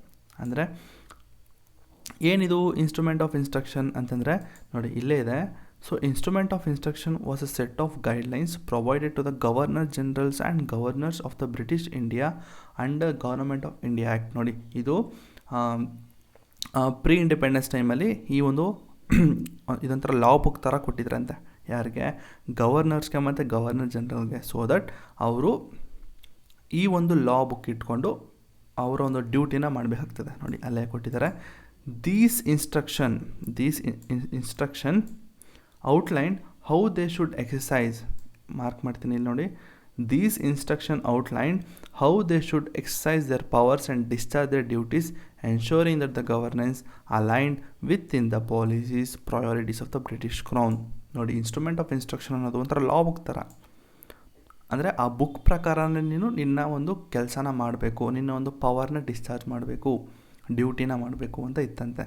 ಸೊ ಅದೇ ರೀತಿಯೇ ನಮ್ಮ ಇಂಡಿಯನ್ ಕಾನ್ಸ್ಟಿಟ್ಯೂಷನ್ಲು ಇದೆ ಅಂತ BR ಅಂಬೇಡ್ಕರ್ ಅವರು ಸ್ಟೇಟ್ಮೆಂಟ್ ಕೊಟ್ಟಿದ್ದಾರೆ. ಏನು ಅಂತಂದರೆ, DPSPs are similar to the instrument of instruction given to British officials in India under the Government of India Act 1935. Dr. B.R. Ambedkar said that there are like these old instructions but are now meant for Indian lawmakers and leaders. ಇದು ಮೊದಲು ಬ್ರಿಟಿಷ್ಗಿತ್ತು, ಆದರೆ ಈಗಿದು modern ಇಂಡಿಯಾಗೆ, ಅಂದರೆ modern law ಮೇಕರ್ಸ್ಗೆ, Indian law makers and ಲೀಡರ್ಸ್ಗೆ ಇದು important ಆಗಿದೆ, made ಅಂತ ಹೇಳಿದ್ದಾರೆ. ಆಯಿತಾ? ಸೊ ನೋಡಿ ಎಷ್ಟು ಈಸಿ ಇದೆ ಅಲ್ವಾ? ನಿಮ್ಮ DPSP ಬಂದು ಇನ್ಸ್ಟ್ರೂಮೆಂಟ್ ಆಫ್ ಇನ್ಸ್ಟ್ರಕ್ಷನ್ ಅಂತ ಹೇಳಿದ್ದಾರೆ. ಅರ್ಥ ಆಗಿದೆ ಅಂತ ತಿಳ್ಕೊಡ್ತೀನಿ. ಸೊ ಇನ್ಸ್ಟ್ರೂಮೆಂಟ್ ಆಫ್ ಇನ್ಸ್ಟ್ರಕ್ಷನ್ ಏನು ಅಂತ ಅರ್ಥ ಆಗಿಲ್ಲ ಅಂದರೆ ಈ ಸ್ಟೇಟ್ಮೆಂಟ್ ಓದಿ. ಸೊ ಈ ಸ್ಟೇಟ್ಮೆಂಟ್ ಅನ್ನೋದಕ್ಕಿಂತ ಈ ಸ್ಟೇಟ್ಮೆಂಟ್ ಓದಿ. ನೋಡಿ, ಎರಡನೇ ಲೈನಲ್ಲಿದೆ ನೋಡಿ, ದೀಸ್ ಇನ್ಸ್ಟ್ರಕ್ಷನ್. ನೋಡಿ ಈ ಲೈನ್ ಓದಿ. These instructions outline how they should exercise their powers and discharge their duties. ನೋಡಿ, ಅದೊಂಥರ ಲಾ ಬುಕ್ ಥರ ಅದು. ಅಂದರೆ ನೀವು ಹೇಗೆ ಕೆಲಸ ಮಾಡಬೇಕು, ನಿಮ್ಮ ಡ್ಯೂಟೀಸ್ ಏನು, ನಿಮ್ಮ ಪವರ್ಸ್ ಏನು ಅನ್ನೋದನ್ನ ಕಂಪ್ಲೀಟಾಗಿ ಅಲ್ಲೇ ಇರುತ್ತೆ. ಸೊ ಅದ್ರ ಪ್ರಕಾರನೇ ನೀವು ನಿಮ್ಮ ಒಂದು ಕೆಲಸನ ಮಾಡಬೇಕು ಅಂತ ಇರುತ್ತೆ. ಸೊ ಅದೇ ರೀತಿ DPSP ಕೂಡ. ಬಟ್ ಇಲ್ಲಿ ನಮ್ಮ ಇಂಡಿಯನ್ ಕಾನ್ಸ್ಟಿಟ್ಯೂಷನಲ್ಲಿ ಯಾರು ಕೊಟ್ಟಿದ್ದಾರೆ ಅಂತಂದರೆ ಅದನ್ನು ಲಾ ಮೇಕರ್ಸ್ಗೆ ಕೊಟ್ಟಿದ್ದಾರೆ. ನೋಡಪ್ಪ, ಲಾ ಮೇಕರ್ಸು ನೀವು ಲಾ ಮಾಡೋಕ್ಕಿಂತ ಮುಂಚೆ ಫಸ್ಟು ಇದನ್ನು ನೋಡಿ, DPSPನ ನೋಡಿ. ನೀವು ಮಾಡೋ ಲಾ ಈ DPSPಗೆ ಅಫೆಕ್ಟ್ ಆಗ್ತಾ ಇದೆಯಾ ಚೆಕ್ ಮಾಡ್ಕೊಂಡು ಮಾಡಿ ಅನ್ನೋ ರೀತಿ ಇದೆ. ನೋಡಿ ಎಷ್ಟು ಈಸಿ ಇದೆ ಅಲ್ವಾ? ಸೆಂಟೆನ್ಸು ನಿಮಗೋಸ್ಕರ ಮಾಡಿರೋದು ಗುರು ಇದು. ಆಯಿತಾ? ಸೊ ನಾನು ಇಷ್ಟು ಡೀಟೇಲಾಗಿ ಮಾಡಿರಲ್ಲ, ಆಯಿತಾ? ಅಂದರೆ ಓದಿರಲ್ಲ ನಾನು. ಸೊ ನಿಮಗೋಸ್ಕರ, ನಿಮ್ಗೆ ಅರ್ಥ ಆಗಲಿ ಅನ್ನೋದಕ್ಕೋಸ್ಕರ ಮಾಡಿದ್ದೀನಿ. ಸೊ ನಿಮ್ಮ ಕೈಲಿ ಏನಿದೆ ಹೇಳಿ, ಸಬ್ಸ್ಕ್ರೈಬ್ ಬಟನು, ಲೈಕ್ ಬಟನು, ಅದನ್ನು ಒತ್ತಿ. ಆಯಿತಾ? ಒತ್ತಿದ್ದೀರಾ ಅಂದ್ಕೊಳ್ತೀನಿ. So okay, plan for a better society. So DPSPದು ಆ್ಯಕ್ಚುಲಾಗಿ ಮೇನ್ ಏಮ್ ಏನು ಅಂತ ಕೇಳ್ತಾರೆ. ನೋಡಿ, UPSC ಪ್ರಿಲಿಮ್ಸಲ್ಲಿ ಒಂದ್ಸತಿ ಕೇಳಿದ DPSP ಮೇನ್ ಏಮ್ ಏನು ಅಂತ. ಸೊ ಯಾರು ಕೇಳಿದ್ರೆ DPSPದು ಮೇನ್ ಏಮ್ ಏನು ಅಂತಂದರೆ ವೆಲ್ಫೇರ್ ಸ್ಟೇಟ್, ಅಂದರೆ ಒಂದು ಒಳ್ಳೆ ಸಮಾಜದ ಏನು ಅಂತ ಹೇಳಿದ್ನಲ್ಲಾಗಲೇ, ಕನ್ನಡದಲ್ಲಿ ಏನು ಹೇಳಿದೆ ಗುರು ಮರ್ತೇ ಹೋಯ್ತು. ಸೊ ವೆಲ್ಫೇರ್ ಸ್ಟೇಟ್, ಅದು to create a welfare state where everyone gets justice, liberty and equality. ಒಂದು ಒಳ್ಳೆ ಸಮಾಜ ನಿರ್ಮಾಣ ಮಾಡೋದಕ್ಕೆ ಒಂದು ತಂದಿರುವಂಥದ್ದೇ ಏಯ್ಮೇ ಯಾವುದು DPSP ಮೇನ್ ಏಮ್ ಏನು ಅಂತಂದರೆ ಸಮಾಜನ ಒಂದು ಒಳ್ಳೆ ರೀತಿಲಿ ತೊಗೊಂಡೋಗಬೇಕು, ಎಲ್ಲರಿಗೂ ಈಕ್ವಲ್ ಜಸ್ಟಿಸ್ ಸಿಗಬೇಕು, ಲಿಬರ್ಟಿ ಇರಬೇಕು, ಈಕ್ವಾಲಿಟಿ ಇರಬೇಕು ಅನ್ನೋದೇ ಇದರ ಒಂದು ಮೇನ್ ಏಮ್ ಆಗಿದೆ. They focus on improving social and economic conditions. ನೋಡಿ ಎಷ್ಟು ಈಸಿ ಇದೆ. So next not enforceable by court. ನೋಡಿ DPSP ನಾನು ಹೇಳ್ದಂಗೆ ಮುಂದೆ ಹೇಳ್ತೀನಿ ಯಾರ ಥರ ತಂದರು ಅಂತ. ಏನು ಅಂತಂದರೆ ಒಂದು ಜಸ್ಟಿಸಬಲ್ ರೈಟ್ಸ್ ಅಂತ ತರೋಣ, ಇನ್ನೊಂದು ನಾನ್ ಜಸ್ಟಿಸಬಲ್ ರೈಟ್ ಅಂತ ತರೋಣ ಅಂತ ಅಂದ್ಬಿಟ್ಟು ಕಾನ್ಸ್ಟಿಟ್ಯೂಂಟ್ ಅಸೆಂಬ್ಲಿಲಿ ಡಿಸ್ಕಷನ್ ಆಗುತ್ತೆ. ಸೊ ಅವಾಗ ತಂದಿದೆ DPSP. ಸೊ ಈ DPSP ಬಂದು ನಾನ್ ಜಸ್ಟಿಸಬಲ್ ಅಂದರೆ ನಾನ್ ಎನ್ಫೋರ್ಸಬಲ್ ಬೈ ಕೋರ್ಟ್ಸ್ ಅಂತ. ಸೊ ಏನು ಅಂತಂದರೆ ಅಕಸ್ಮಾತು DPSP ವೈಲೇಟ್ ಆದರೂ ಕೂಡ ಅದನ್ನು ನೀವು ವೈಲೇಟ್ ಆಯಿತು ಅಂತ ಅಂದ್ಬಿಟ್ಟು ನೀವು ಕೋರ್ಟ್ ಮೊರೆ ಹೋಗೋದಕ್ಕೆ ಆಗೋದಿಲ್ಲ. ಯಾಕೆ ಸರ್? ಮುಂದೆ ಹೇಳ್ತೀನಿ ಯಾಕೆ ಅಂತ. So DPSP cannot be forced by courts, so the government is not legally required to follow them. However the constitution say that they are important for governing the country. So ಈ ನಿಮ್ಮ DPSP ಬಂದು ನಿಮ್ಮ ಗವರ್ನೆನ್ಸ್ಗೆ help ಆಗುತ್ತೆ, ಅಂದರೆ law making ಇದರಲ್ಲಿ help ಆಗುತ್ತೆ. So ಅದಕ್ಕಾಗಿ it cannot be forced by courts, so the government is not legally required to follow them. So ಅಕಸ್ಮಾತ್ ಈಗ ಫಂಡಮೆಂಟಲ್ ರೈಟ್ಸು ಏನಾದರೂ ವೈಲೇಟ್ ಆಯಿತು ಅಂತ ತಿಳ್ಕೊಳ್ಳಿ, ಈಗ ರೈಟ್ ಟು ಈಕ್ವಾಲಿಟಿ ಅಂತಿದೆ, ಅಥವಾ freedom of speech and speech ಅಂತಿದೆ ಅಂತ ತಿಳ್ಕೊಳ್ಳಿ, ಅಥವಾ ರೈಟ್ ಟು ಎಜುಕೇಷನ್ ಅಂತಿದೆ ಅಂದ್ಕೊಳ್ಳಿ ಫಂಡಮೆಂಟಲ್ ರೈಟ್ಸು. ಸೊ ಅಂಥ ಫಂಡಮೆಂಟಲ್ ರೈಟ್ಸ್ ಏನಾದರೂ ವೈಲೇಟ್ ಆಯಿತು ಅಂದಾಗ ನೀವು ಕೋರ್ಟ್ಗೆ ಹೋಗ್ಬೋದು. ರಿಟ್ಸ್ ಇದೆ, ರಿಟ್ಸ್ ಇಶ್ಯೂ ಮಾಡ್ತಾರೆ. ಸೊ ರಿಟ್ಸ್ ಎಲ್ಲ ಬರುತ್ತೆ, ಮುಂದೆ ಹೇಳ್ಕೊಡ್ತೀನಿ. ರಿಟ್ಸ್ ಏನು ಎಲ್ಲ ಹೇಳ್ಕೊಡ್ತೀನಿ ಫಂಡಮೆಂಟಲ್ ರಿಟ್ಸಲ್ಲಿ. ಸೊ ರಿಟ್ಸ್ ಎಲ್ಲ ಇಶ್ಯೂ ಮಾಡ್ಕೊಂಡು ಏನೇನೋ ಮಾಡ್ಕೊಂಡು ನೀವು ಕೋರ್ಟ್ ಮೊರೆ ಹೋಗ್ಬೋದು. ಆದರೆ ಈ DPSPನ ಏನಾದರೂ ವೈಲೇಟ್ ಆಯಿತು ಅಂದಾಗ ಕೋರ್ಟ್ನ ಮೊರೆ ಹೋಗೋದಕ್ಕೆ ಆಗೋದಿಲ್ಲ, ಸರಿನಾ. Next help in legal decision. Even though they can't be enforce, DPSP help court to decide if a law is fair. ನೋಡಿ, ಅದು ಅಂದರೆ ಕೋರ್ಟ್ನ ಮೊರೆ ಹೋಗದೇ ಇದ್ದರೂ ಈ DPSP ಕೋರ್ಟ್ಗೆ ಒಂದು ಹೆಲ್ಪ್ ಮಾಡುತ್ತೆ. ಏನು ಅಂತಂದರೆ ಇವರು ತಂದಂತಹ ಅಂದರೆ ಪಾರ್ಲಿಮೆಂಟ್ ತಂದಂತಹ ಲಾ ಫೇರ್ ಆಗಿದೆಯಾ ಇಲ್ವಾ, ಅಂದರೆ ಜಸ್ಟಿಸಬಲ್ ಆಗಿದೆಯಾ, ಈಕ್ವಾಲಿಟಿ ಮೇಂಟೈನ್ ಮಾಡ್ತಾ ಇದೆಯಾ ಅನ್ನೋದನ್ನ ಕಂಡುಹಿಡಿಯೋದಕ್ಕೆ ನಿಮ್ಮ DPSP ಹೆಲ್ಪ್ ಮಾಡುತ್ತಂತೆ. ನೋಡಿ ಆಯಿತಾ. ಅಕಸ್ಮಾತ್ ಈ ಲಾ ಅಂದರೆ ಈ ನಿಮ್ಮ ಸುಪ್ರೀಂ ಕೋರ್ಟಲ್ಲಿ ಏನಾಗುತ್ತೆ, ಸಪೋರ್ಟ್ ಮಾಡುತ್ತೆ. ಅಂದರೆ ಯಾರೊಬ್ಬ ಕೋರ್ಟ್ಗೆ ಆಗಿರ್ತಾನೆ ಅಂತ ತಿಳ್ಕೊಳ್ಳಿ. ಸೊ ಏನೋ ಒಂದು ಲಾ ಸರಿ ಇಲ್ಲ, ಇದು ಈ DPSPನ ಅಫೆಕ್ಟ್ ಮಾಡ್ತಾ ಇದೆ ಅಂತ ಯಾರೊಬ್ಬ ಹಾಕಿರ್ತಾನೆ ಅಂತ ತಿಳ್ಕೊಳ್ಳಿ. ಸೊ ಅಂಥ ಟೈಮಲ್ಲಿ ಇಲ್ಲಿ ಸುಪ್ರೀಂ ಕೋರ್ಟ್ ಏನು ಮಾಡುತ್ತೆ, ಚೆಕ್ ಮಾಡಿ ಏನು ಮಾಡುತ್ತೆ, DPSP ಆ ಥರ ಏನೂ ಬಂದಿಲ್ಲ ಗುರು, ಆ ಥರ ಏನೂ ಎಫೆಕ್ಟ್ ಆಗ್ತಾಯಿಲ್ಲ ಅಂತ ಏನಾದ್ರು ಕೋರ್ಟ್ ಡಿಕ್ಲೇರ್ ಮಾಡುತ್ತೆ ಅಂದರೆ it is reasonable and valid under article 14 and article 19 of the constitution. ಅಂದರೆ ರೈಟ್ ಟು ಈಕ್ವಾಲಿಟಿ ಏನೋ ಬರುತ್ತೆ ಅಲ್ವಾ. ಸೊ ಇಷ್ಟು ಬಂದು ನಿಮ್ಮ ಫೀಚರ್ಸ್ ಆಫ್ DPSP. ನೋಡಿ ಈಸಿ ಇತ್ತಲ್ವಾ. ಸೊ ಫೀಚರ್ಸ್ ಆಫ್ DPSP ಆಗಿತ್ತು. ಸೊ ನೀವು ಇಷ್ಟೇ ಮೇನ್ಸಲ್ಲಿ ಬರೀಬೇಕು. ಸರ್ ನಾನು ಲಕ್ಷ್ಮೀಕಾಂತ್ ಆಗಲೇ ಓದ್ಬಿಟ್ಟಿದ್ದೀನಿ, ಏನು ಮಾಡಲಿ ಸರ್ ಅಂತಂದಾಗ, ಸರ್ ನೀವು ಲಕ್ಷ್ಮೀಕಾಂತೆ ಓದ್ಕೊಳ್ಳಿ. ಆದರೆ ಒಂದು ಹೇಳ್ತೀನಿ, ನೀವು ಮೈನ್ಸ್ ಆನ್ಸರಿಂಗ್ ಬರೀಬೇಕಾದ್ರೆ ನೀವು ಬರೀಬೇಕಾಗಿರೋದೆ 150 ಅಥವಾ 250 ವರ್ಡ್ಸು. ಆಯಿತು, ಅಮ್ಮಮ್ಮ ಅಂದರೆ 300 ವರ್ಡ್ಸ್ ಅಂತ ತಿಳ್ಕೊಳ್ರಪ್ಪ. ಸೊ 300 ವರ್ಡ್ಸಲ್ಲಿ ನೀವು ಅಲ್ಲಿ ಕೊಟ್ಟಿರೋದೆಲ್ಲ ಬರೋದಕ್ಕಾಗತ್ತಾ.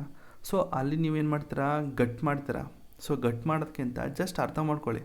ಸೊ ಒಂದೆರಡು ಪಾಯಿಂಟ್ ನಿಮ್ಗೆ ಹಿಂಗೆ ಬರುತ್ತೆ ಅಲ್ವಾ. ನಿಮಗೆ ಈಗ BR ಅಂಬೇಡ್ಕರ್ ಅವ್ರದ್ದು ಬರುತ್ತೆ ಆಯಿತಾ, ಇನ್ಸ್ಟ್ರೂಮೆಂಟ್ ಆಫ್ ಇನ್ಸ್ಟ್ರಕ್ಷನ್ ಅಂತ ಜ್ಞಾಪಕ ಬರುತ್ತೆ. ಇನ್ನೊಂದು ನಾನ್ ಜಸ್ಟಿಸಬಲ್ ಅಂತ ಬರುತ್ತೆ. ಇನ್ನೊಂದು ವೆಲ್ಫೇರ್ ಸ್ಟೇಟ್ನ ಬಿಲ್ಡ್ ಮಾಡೋದಕ್ಕೆ ಅಂತ ಗೊತ್ತಾಗುತ್ತೆ. ಸೊ ಇನ್ನೊಂದೇನು, ಅದು ಎನ್ಫೋರ್ಸಿಬಲ್ ಬೈ ಕೋರ್ಟ್ಸ್ ಇಲ್ಲದೇ ಇದ್ದರೂ ಕೂಡ, ನಾನ್ ಎನ್ಫೋರ್ಸಿಬಲ್ ಬೈ ಕೋರ್ಟ್ಸ್ ಇಲ್ಲದೇ ಇದ್ದರೂ ಕೂಡ ಅದು ಕೋರ್ಟ್ಗಳಿಗೆ ಹೆಲ್ಪ್ ಮಾಡುತ್ತೆ ಇಂಡೈರೆಕ್ಟಾಗಿ. ಆ ಲಾ ಒಂದು ಫೇರ್ ಎನಫ್ ಆಗಿದೆಯಾ ಇಲ್ವಾ ಅಂತ ನೋಡಿ. ಇಷ್ಟೇ ಸಾಕು. ಇಷ್ಟಿಟ್ಕೊಂಡೆ ಜಸ್ಟ್ ನಿಮ್ಮ ಒಂದು ಸಿಂಪಲ್ ಇಂಗ್ಲೀಷ್ ತೊಗೊಂಡು ಬರೆದ್ರೆ ಸಾಕು ಆಯಿತಾ. So next some other features ಇದೆ. ಸೊ ಸಮ್ ಅದರ್ ಫೀಚರ್ಸು ಇದನ್ನು ನೀವೇ ಓದ್ಕೊಳ್ಳಿ ಅಂತ ಬಿಡ್ತೀನಿ. ಸೊ ಏನಿಲ್ಲ, ನಾನ್ ಜಸ್ಟಿಸಬಿಲಿಟಿ ಆಗಲೇ ಓದಿದ್ದೀವಿ. So next dynamic and evolving. So DPSPs are flexible and adapt to changing socio economic conditions.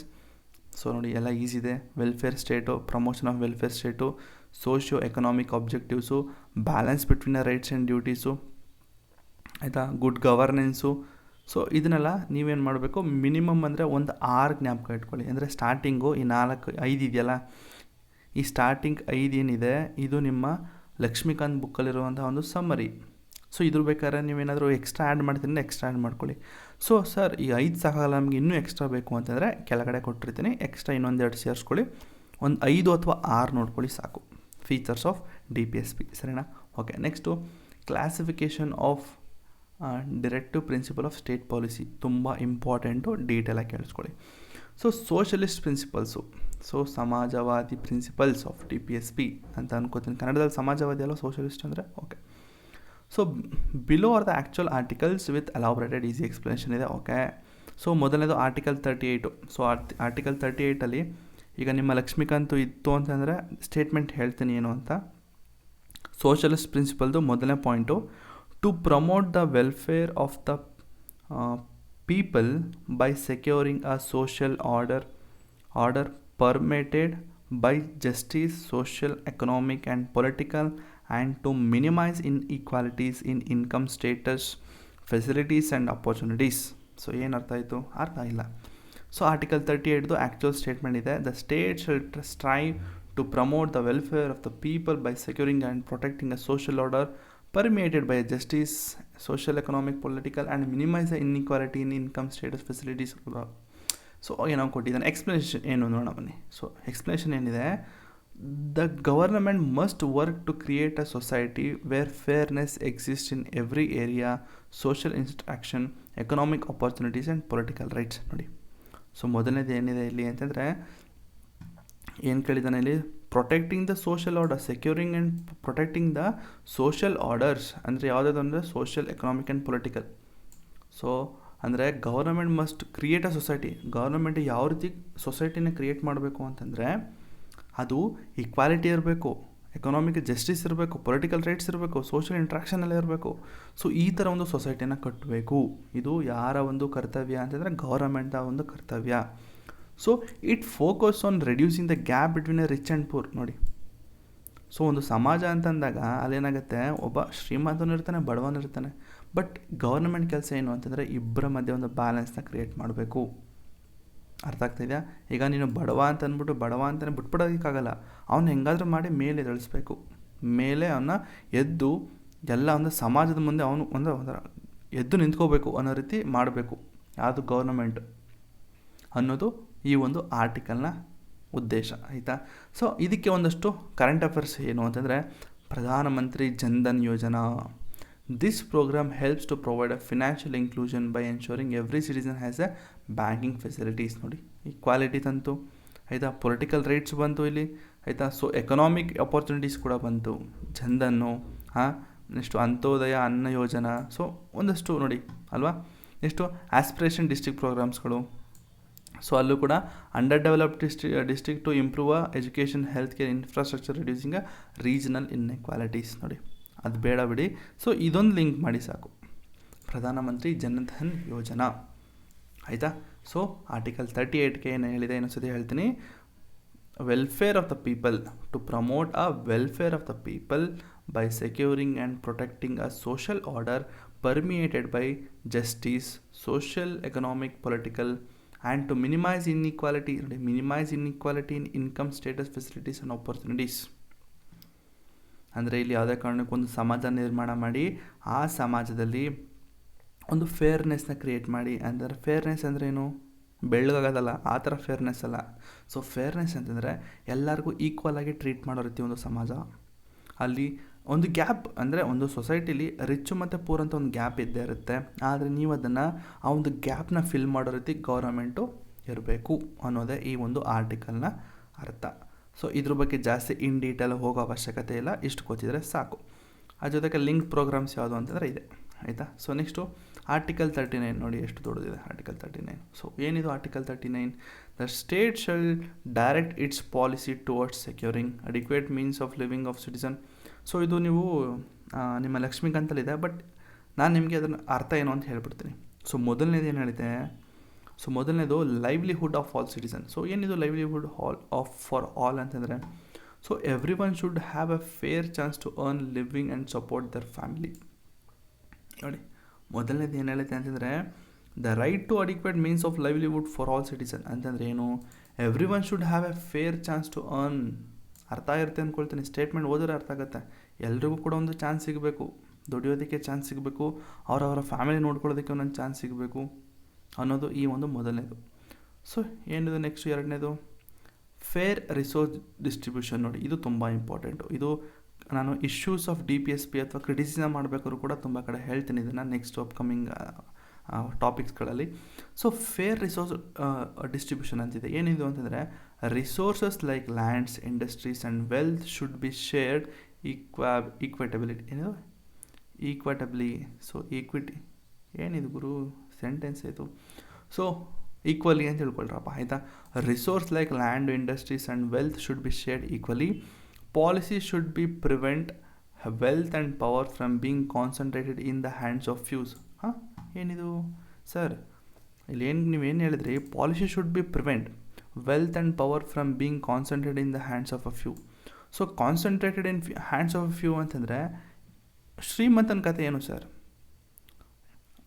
ಇದು ಸ್ಟೇಟ್ಮೆಂಟ್ ಅರ್ಥ ಆಗಿರುತ್ತೆ ಅಂತ ತಿಳ್ಕೊಡ್ತೀನಿ. ಸೊ ಇದೇನು ಹೇಳ್ತದೆ ಅಂತಂದರೆ, ಗೌರ್ಮೆಂಟು ನೀನು ಪಾಲಿಸಿಗಳನ್ನ ಮಾಡು. ಸೊ ಯಾವ ರೀತಿ ಅಂತಂದರೆ, ಯಾವುದೇ ಒಬ್ಬ ಶ್ರೀಮಂತ ಹೆಚ್ಚಿನ ಹಣ ಸಂಗ್ರಹಣೆ ಮಾಡಬಾರ್ದು ಅಂತ ಹೇಳಿದೆ. ಸರ್ ಹಾಗಾದರೆ ಎಲ್ಲನೂ ಮುಸ್ಕೆಲ್ಲ ಹೋಗ್ಬೇಕು? ಸಾರಿ, ಎಲ್ಲನೂ ಮುಸ್ಬೇಡ. ನಮ್ಮ ಇಂಡಿಯಾದಲ್ಲಿ ಯಾರು ಗೌತಮ್ ಅದಾನಿ ಎಲ್ಲಿ ಹೋಗಬೇಕು? ಅನಂತ್ ಅಂಬಾನಿ ಎಲ್ಲಿ ಹೋಗಬೇಕು? ಅಂಬಾನಿ ಫ್ಯಾಮಿಲಿ ಎಲ್ಲಿ ಹೋಗಬೇಕು? ಸೊ ಅದಕ್ಕೆ ಹೇಳಿದ್ದು DPSP is not enforceable by courts ಅಂತ ಹೇಳಿದೆ. ಅದಕ್ಕೆ ನೋಡಿ ಇಲ್ಲಿ ಏನು ಹೇಳಿದೆ ಅಂತಂದರೆ, ಯಾರ ಹತ್ರನೂ ದುಡ್ಡನ್ನ ಒಂದು ಸಂಗ್ರಹಣೆ ಜಾಸ್ತಿ ಮಾಡಬಾರ್ದು ಅಂತಿದೆ. ಬಟ್ ಸಂಗ್ರಹಣೆ ಆಗ್ತಾಯಿದೆ ಅಲ್ವಾ? ಒಬ್ಬರ ಹತ್ರ ಸಂಗ್ರಹಣೆ ಆಗ್ತಾಯಿದೆ. ಸೊ ಅದಕ್ಕೇ ಹೇಳಿದ್ದು ಈ ಥರ ಸಂಗ್ರಹಣೆ ಆಯಿತು ಅಂತ ಅಂದ್ಬಿಟ್ಟು ನೀವು ಕೋರ್ಟ್ನ ಮೊರೆ ಹೋಗೋದಕ್ಕಾಗಲ್ಲ. ಯಾಕಂದರೆ DPSP is not justiciable in the court. ನೀವು ಹೋಗಿ ನೀವು ಕೋರ್ಟಲ್ಲಿ ಇದು ನೀವು ಕೇಸ್ ಹಾಕಿದ್ರೂ ಕೂಡ ಇದು ನಡೆಯೋದಿಲ್ಲ, ಆಯಿತಾ. ಸೊ ಇಲ್ಲಿ ಒಂದು ಮೊದಲನೇ ಕ್ರಿಟಿಸಿಸಮ್ ಇಲ್ಲೇ ಅರ್ಥ ಆಯಿತು. ಸೊ ನೆಕ್ಸ್ಟು ಅಂದರೆ ಇದು ಹೇಳ್ತಾರದ ಯಾವ ರೀತಿ ಏನು ಅಂತಂದರೆ ರಿಸೋರ್ಸ್ನ ಡಿಸ್ಟ್ರಿಬ್ಯೂಟ್ ಮಾಡಬೇಕು, ಲ್ಯಾಂಡ್ ಇಂಡಸ್ಟ್ರೀಸ್ ವೆಲ್ತ್ ಅಂತ ಏನಿದೆ ಈ ವೆಲ್ತ್ ಎಲ್ಲ ಡಿಸ್ಟ್ರಿಬ್ಯೂಟ್ ಮಾಡಬೇಕು. ಜೊತೆಗೆ ಯಾರು ಕೂಡ ಆ ವೆಲ್ತ್ನ ಒಂದೇ ಕಡೆ ಕಾನ್ಸಂಟ್ರೇಟ್ ಮಾಡಿ ಇಟ್ಕೋಬಾರ್ದು, ಅಂದರೆ ಜಾಸ್ತಿ ಇಟ್ಕೋಬಾರ್ದು ಅಂತಿದೆ, ಆಯಿತಾ. ಸೊ ನೆಕ್ಸ್ಟು ಈಕ್ವಲ್ ಪೇ, ಏನು men and women doing a same work should receive a equal salary.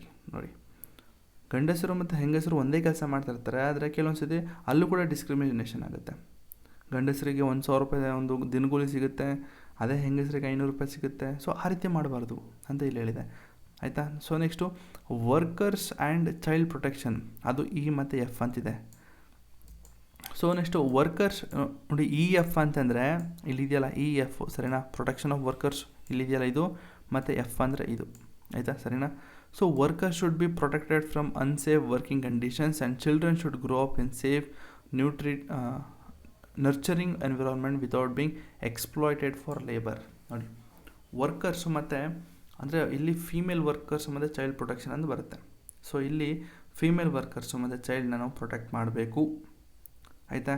ಅವ್ರನ್ನ ಯಾವುದೇ ಕಾರಣಕ್ಕೂ ಈ ಒಂದು ಲೇಬರ್ ಅಂದರೆ ಈ ಒಂದು ಏನಂತಾರಪ್ಪ ಅದಕ್ಕೆ, ಅಂದರೆ ಕೆಲಸಕ್ಕೆ ಇಟ್ಕೋತಾರಲ್ಲ ಸಣ್ಣ ಮಕ್ಕಳನ್ನ, ಸೊ ಅಲ್ಲಿ ಕಲ್ಲು ಹೊಡಿಯೋದು, ಸೊ ಆ ಥರ ಏನೂ ಮಾಡಬಾರ್ದು ಅಂತೆಲ್ಲ ಹೇಳಿದೆ. ಸೊ ಅಷ್ಟು ಅರ್ಥ ಮಾಡ್ಕೊಳ್ಳಿ ಸಾಕು, ಇಲ್ಲಿ ಕೊಟ್ಟಿರೋದೆ ಇಷ್ಟು, ಇನ್ನೇನಿಲ್ಲ. ನೋಡಿ, prevention of concentration of wealth and production in few hands. Next equal pay for equal work ಗೊತ್ತಾಗಿರುತ್ತೆ, ಇದು production of workers health okay. Next health development of children. ನೋಡಿ ಇಷ್ಟೇ, ಇದು ನಿಮ್ಮ ಆರ್ಟಿಕಲ್ 39. ಸೊ ನೆಕ್ಸ್ಟ್ ಯಾವುದಿದೆ, ಸೋಷಲಿಸ್ಟ್ ಪ್ರಿನ್ಸಿಪಲ್ ಇಷ್ಟ ಆಯಿತು. So next article 39A. So ನಿಮ್ಮ ಈಗ ನೀವೇನು ಮಾಡಬೇಕು ಅಂದರೆ ಲೋಕ್ ಅದಾಲತ್ನ ನೀವು ಜ್ಞಾಪಕ ಮಾಡ್ಕೋಬೇಕು. ಸೊ ಇಲ್ಲಿ ಹೇಳಿದ್ನಲ್ಲಿ ಲಿಂಕ್ಡ್ ಪ್ರೋಗ್ರಾಮ್ಸ್ ಹೇಳಲಿಲ್ಲ ಅಲ್ವಾ, ಓಕೆ. ಲಿಂಕ್ಡ್ ಪ್ರೋಗ್ರಾಮ್ಸ್ ಏನು, ಸೊ ಮೊದಲನೇದು Mahatma Gandhi national rural employment guarantee act MNREGA. So ತುಂಬ ಕಡೆ ಗೊತ್ತಿರುತ್ತೆ. Wage employment annually for rural households ಗೊತ್ತಿರುತ್ತೆ. ನೆಕ್ಸ್ಟು ಪೋಷಣ್ ಅಭಿಯಾನ. ಸೊ ಪೋಷಣ್ ಅಭಿಯಾನದಿಂದ ಮಕ್ಕಳಿಗೆ ನ್ಯೂಟ್ರಿಷಿಯಸ್ ಫುಡ್ಡು ಸಿಗ್ತಾಯಿದೆ. ಮಾಲ್ ನ್ಯೂಟ್ರಿಷನ್ನಿಂದ ಅದನ್ನು ಕಮ್ಮಿ ಮಾಡಬೇಕು, ಮಾಲ್ ನ್ಯೂಟ್ರಿಷನ್ನ ಕಮ್ಮಿ ಮಾಡಿ ಮಕ್ಕಳಿಗೆ ನ್ಯೂಟ್ರಿಷಿಯಸ್ ಫುಡ್ ಸಿಗಬೇಕು ಅಂತ ಪೋಷಣ್ ಅಭಿಯಾನ ಮಾಡಿದ್ದಾರೆ. ಸೊ ಈ ಥರ ನೋಡಿ, ಲಾಸ್ಟು ಒಂದು ಪಾಯಿಂಟ್ಗೆ ನಾನು ಪೋಷಣ್ ಅಭಿಯಾನ ಲಿಂಕ್ ಮಾಡ್ಬೋದು ಅಲ್ವಾ. ನೆಕ್ಸ್ಟು ಮನ್ರೇಗಾ ಅಂತ ಬಂದಾಗ ಸೊ ನೀವೆಲ್ಲಿ ಲಿಂಕ್ ಮಾಡ್ಬೋದು ಅಂತಂದರೆ ಲೈವ್ಲಿಹುಡ್ಡು ಮೊದಲನೇದು ಲಿಂಕ್ ಮಾಡ್ಬೋದು. So next equal pay for men and women. So ಈ ಥರ ನೀವು ಲಿಂಕ್ ಮಾಡಬೇಕಾಗ್ತದೆ, ಆಯಿತಾ. ಸೊ ಅಕಸ್ಮಾತ್ ಯಾರು ಎಕ್ಸ್ಪ್ಲೈನ್ ಮೈನ್ಸಲ್ಲಿ ಕೇಳ್ಬೋದು, ಎಕ್ಸ್ಪ್ಲೈನ್ ಆರ್ಟಿಕಲ್ 39 ಅಂದಾಗ ನೀವು ಫಸ್ಟು ಇಷ್ಟನ್ನು ಬರೀಬೇಕು. ಆದರೆ ಕಂಪಲ್ಸರಿ ಇಲ್ಲ, ನಿಮ್ಗೆ ಗೊತ್ತಿದ್ರೆ ಬರೀರಿ, ಗೊತ್ತಿಲ್ಲ ಅಂತಂದಾಗ ಡೈರೆಕ್ಟ್ ಇದನ್ನು ಎಕ್ಸ್ಪ್ಲೇನ್ ಮಾಡಿ. Livelihood, fair resource, equal pay, workers protection. So ಇದನ್ನು ಬರೀಬೇಕು ಅಷ್ಟೇ. MNREGA provides a guarantee 100 days wage employment. ಎಷ್ಟು ಪೋಷಣ್ ಅಭಿಯಾನ್, ಇಷ್ಟು ಬರೆದ್ರೆ ಗುರು 10 ಮಾರ್ಕ್ಸಲ್ಲಿ ಕಡಾಖಂಡಿತವಾಗಿ 5ರಿಂದ 6 ಮಾರ್ಕ್ಸ್ ಸಿಗುತ್ತೆ, ಆಯಿತಾ. ನೀವು ಸ್ವಲ್ಪ introduction, conclusion. So ಸ್ಟಾರ್ಟಿಂಗೇ introduction, conclusion ಅಂತ ತಲೆಗೆಡ್ಸ್ಕೊಬೇಡಿ, ಬಿಟ್ಟಾಗಿ ಫಸ್ಟ್ ಇದನ್ನು ಬರೆಯೋದನ್ನ ಪ್ರಾಕ್ಟೀಸ್ ಮಾಡಿ, ಆಯಿತಾ. So next article 39A. So article 39A ಅಂದಾಗ ಸೊ ನೀವು ಎಲ್ಲಿ ನಲ್ಸ ಜ್ಞಾಪಕ ಮಾಡ್ಕೊಂಡ್ರೆ ಲೋಕ್ ಅದಾಲತ್ತು ಎಲ್ಲ ಗೊತ್ತಿರುತ್ತೆ ಅನ್ಕೋತೀನಿ. So the state shall promote a equal justice and provide a free legal aid to ensure that the justice is not denied to anyone due to economic and other disabilities. ನೋಡಿ, ಇದು statement ತುಂಬ ಚೆನ್ನಾಗಿದೆ, ಎಷ್ಟು easy ಇದೆ statement ಅಲ್ವಾ. So ಏನಿದು ಅಂತಂದರೆ justice should be accessible to everyone, especially to the poor and disadvantages. Lack of money or resources should not stop anyone from seeking justice. ನೋಡಿ, ಪ್ರತಿಯೊಬ್ಬರಿಗೂ ಈ ಒಂದು ಫ್ರೀ ಲೀಗಲ್ ಏಯ್ಡ್ ಅನ್ನೋದು ಸಿಗಬೇಕು, ಜೊತೆಗೆ ಜಸ್ಟಿಸ್ನ ಸಿಗಬೇಕು. ಅವ್ರ ಹತ್ರ ಹಣ ಇದೆ ಅಥವಾ ಅವ್ರ ಹತ್ರ ಡಿಸಬಿಲಿಟೀಸ್ ಜಾಸ್ತಿ ಇದೆ, ಅವರು ತುಂಬ ಸಮಾಜದಲ್ಲಿ ಕೆಳವರ್ಗದವರು ಅಂತೆಲ್ಲ ಹೇಳಿ ಯಾವುದೇ ಕಾರಣಕ್ಕೂ ಅವ್ರಿಗೆ ನ್ಯಾಯ ಸಿಗದ ರೀತಿ ಮಾಡಬಾರ್ದು. ಅವ್ರಿಗೆ ನ್ಯಾಯ ಸಿಗಬೇಕು ಅನ್ನೋದು ಸ್ಟೇಟು ನೋಡ್ಕೋಬೇಕು. ಆದರೆ ನಮ್ಮ ಭಾರತ ಅದನ್ನೆಲ್ಲ ತಡಿಬೇಕು. ಜೊತೆಗೆ ಜನಗಳಿಗೆ ಈಕ್ವಲ್ ಜಸ್ಟಿಸ್ ಅನ್ನೋದು ಸಿಗಬೇಕು, ನ್ಯಾಯ ಅನ್ನೋದು ಸಿಗಬೇಕು. ಸೊ ಎಕ್ಸಾಂಪಲ್ ಹೇಳಿದ್ರೆ NALSA. So NALSA free legal aid, like example Lok Adalat ನಾನು ಹೇಳಿದ್ದೀನಿ. ಸೊ ಮತ್ತೆ ಎಕ್ಸ್ಪ್ಲೇನ್ ಮಾಡೋದು ಬೇಡ. So next article 41. ಸೊ ಏನಿದು ಆರ್ಟಿಕಲ್ 41? ಸೊ ನೋಡೋಣ ಬನ್ನಿ. The state shall within its economic capacity make effective provisions for securing the right to work, education and public assistance in the case of unemployment. Okay. So ಏನೋ ಕೇಳಿದ್ದೇನೆ, so ಅರ್ಥ ಆಗಲಿಲ್ಲ. So explanation ಇದೆ, ಬನ್ನಿ ನೋಡೋಣ. The government should strive to provide a jobs, education and support the people who are unemployed, elderly, sick and disabled.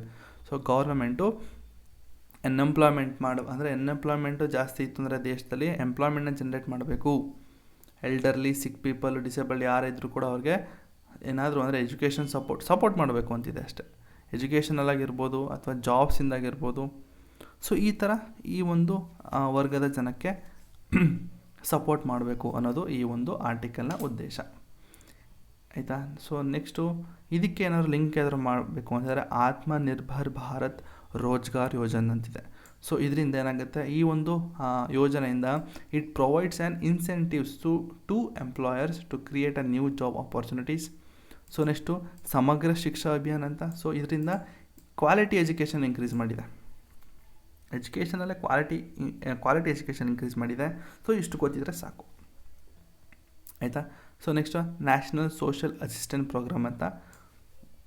ಇದರಿಂದ elderly ಮತ್ತು ವಿಡೋಸು ಮತ್ತು ಡಿಸೇಬಲ್ ಇಂಡಿವಿಜುವಲ್ಸ್ಗೆ ಒಂದಷ್ಟು ಫಿನಾನ್ಷಿಯಲ್ ಅಸಿಸ್ಟೆನ್ಸ್ನ ಕೊಟ್ಟಿದೆ. ನೋಡಿ ಎಷ್ಟು ತುಂಬ ಇಂಪಾರ್ಟೆಂಟ್ ಇದು, ನ್ಯಾಷನಲ್ ಸೋಷಿಯಲ್ ಅಸಿಸ್ಟೆನ್ಸ್ ಪ್ರೋಗ್ರಾಮ್, ಆಯಿತಾ. ಸೊ ಅರ್ಥ ಆಗಿರುತ್ತೆ ಅನ್ಕೋತೀನಿ.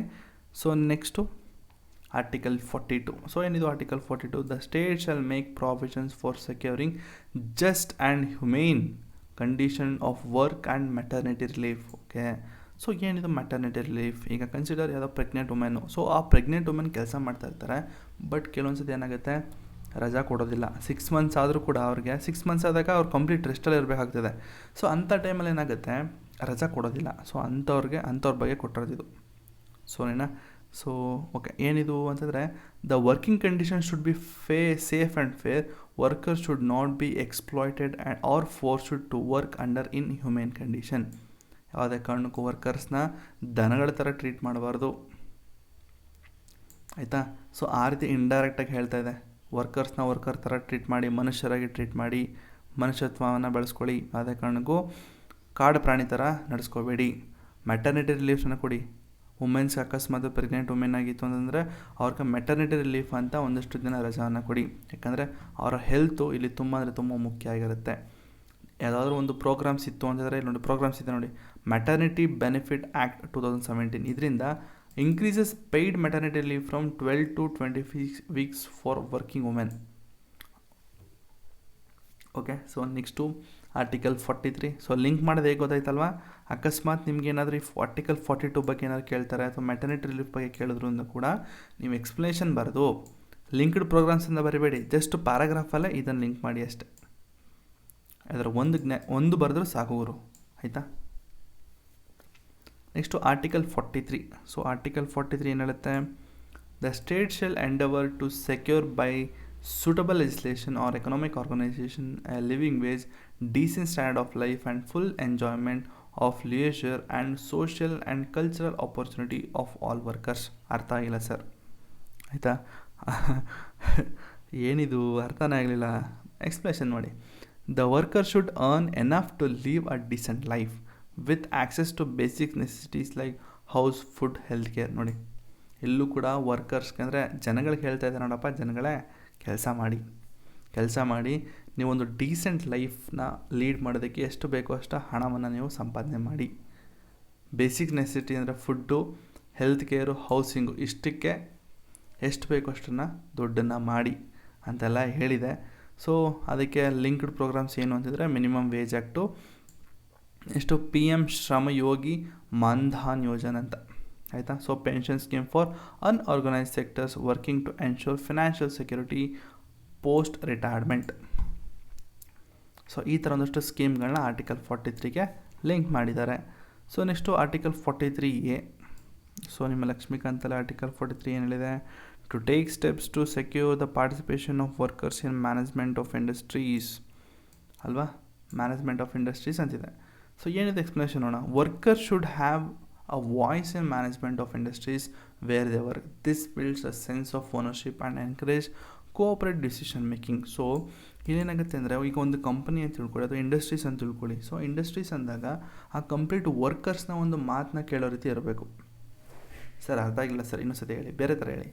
ಸೊ ಈಗ ವರ್ಕರ್ಸ್ ಅಂತ ತಿಳ್ಕೊಳ್ಳಿ. ಸೊ ವರ್ಕರ್ಸ್ ಈಗ ಅವ್ರು ಕಂಪ್ಲೀಟಾಗಿ ಅವ್ರು ವರ್ಕ್ ಮಾಡ್ತಾ ಇರ್ತಾರೆ ಅಲ್ವಾ, ಅವ್ರು ದಿನ ರಾತ್ರಿಯಿಂದ ಇಂಡಸ್ಟ್ರೀಸಲ್ಲಿ ವರ್ಕ್ ಮಾಡ್ತಾ ಇರ್ತಾರೆ. ಸೊ ಇಲ್ಲಿ ಕೆಲವೊಂದು ಡಿಸಿಷನ್ ತಗೋಬೇಕಾದ್ರೆ ಈಗ ಇಂಡಸ್ಟ್ರೀಸ್ಗೆ ಹೊಸ ಒಂದು ಮಷಿನ್ಗಳನ್ನ ತರಿಸೋದಾಗಿರ್ಬೋದು, ಅಥವಾ ಇಂಡಸ್ಟ್ರೀಸ್ದು ಏನದು ಇನ್ವೆಸ್ಟ್ಮೆಂಟ್ ಅಲ್ಲ, ಸೊ ಬೇರೆ ಯಾವುದೋ ಒಂದು ಕನ್ಸಿಡರ್ ಲೈಕ್ ಮಷಿನ್ ಯಾವುದೋ ತರಿಸ್ತಾ ಇದ್ದಾರೆ ಅಂತ ತಿಳ್ಕೊಳ್ಳಿ. ಸೊ ಅಂಥ ಟೈಮಲ್ಲಿ ಈ ಒಂದು ವರ್ಕರ್ಸ್ ಡಿಸಿಷನ್ ತುಂಬ ಇಂಪಾರ್ಟೆಂಟ್ ಆಗ್ತದೆ. ಯಾವ ಮಷಿನ್ ಬೇಕು ಅನ್ನೋದು ಅವ್ರಿಗೆ ತುಂಬ ಚೆನ್ನಾಗಿ ಗೊತ್ತಿರುತ್ತೆ. ಯಾವ ಮಷಿನ್ನು ಆ್ಯಕ್ಚುಲಾಗಿ ಬೇಕಾಗಿರುತ್ತೆ, ಯಾವ ಮಷಿನ್ ಬೇಡ ಅನ್ನೋದು ತುಂಬ ಚೆನ್ನಾಗಿ ಗೊತ್ತಿರುತ್ತೆ ಅವ್ರಿಗೆ.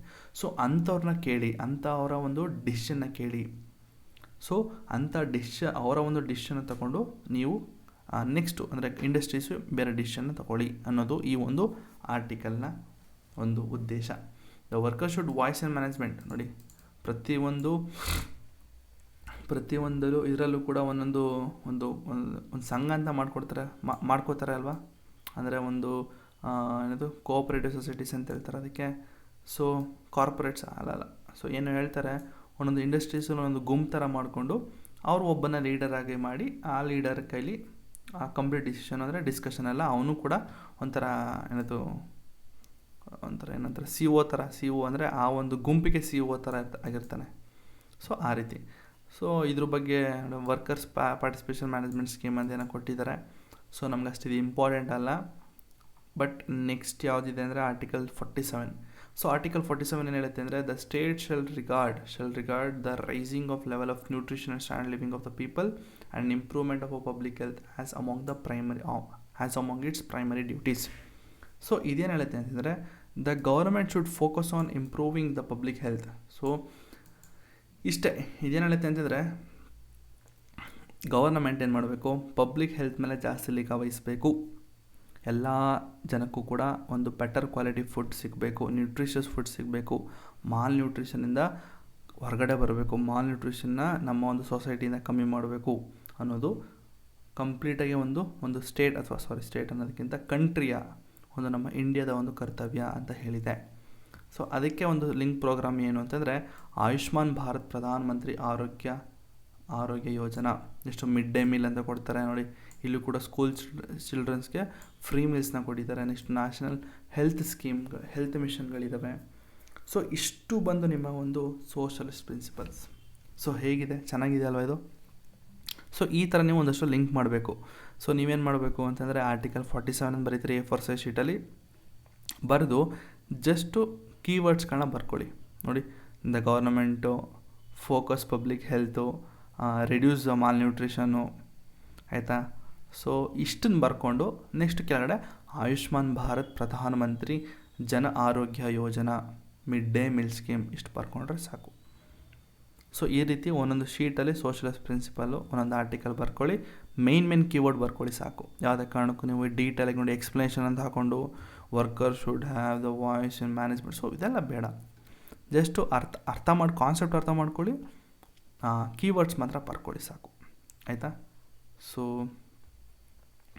Next Gandhian principle. So panchayat ರಾಜಲ್ಲಿ ಎರ್ರಾವೆರಿ ನಿಮಗೆ ಕಟ್ ಮಾಡಿಸ್ಬಿಟ್ಟಿದ್ದೀನಿ ಆರ್ಟಿಕಲ್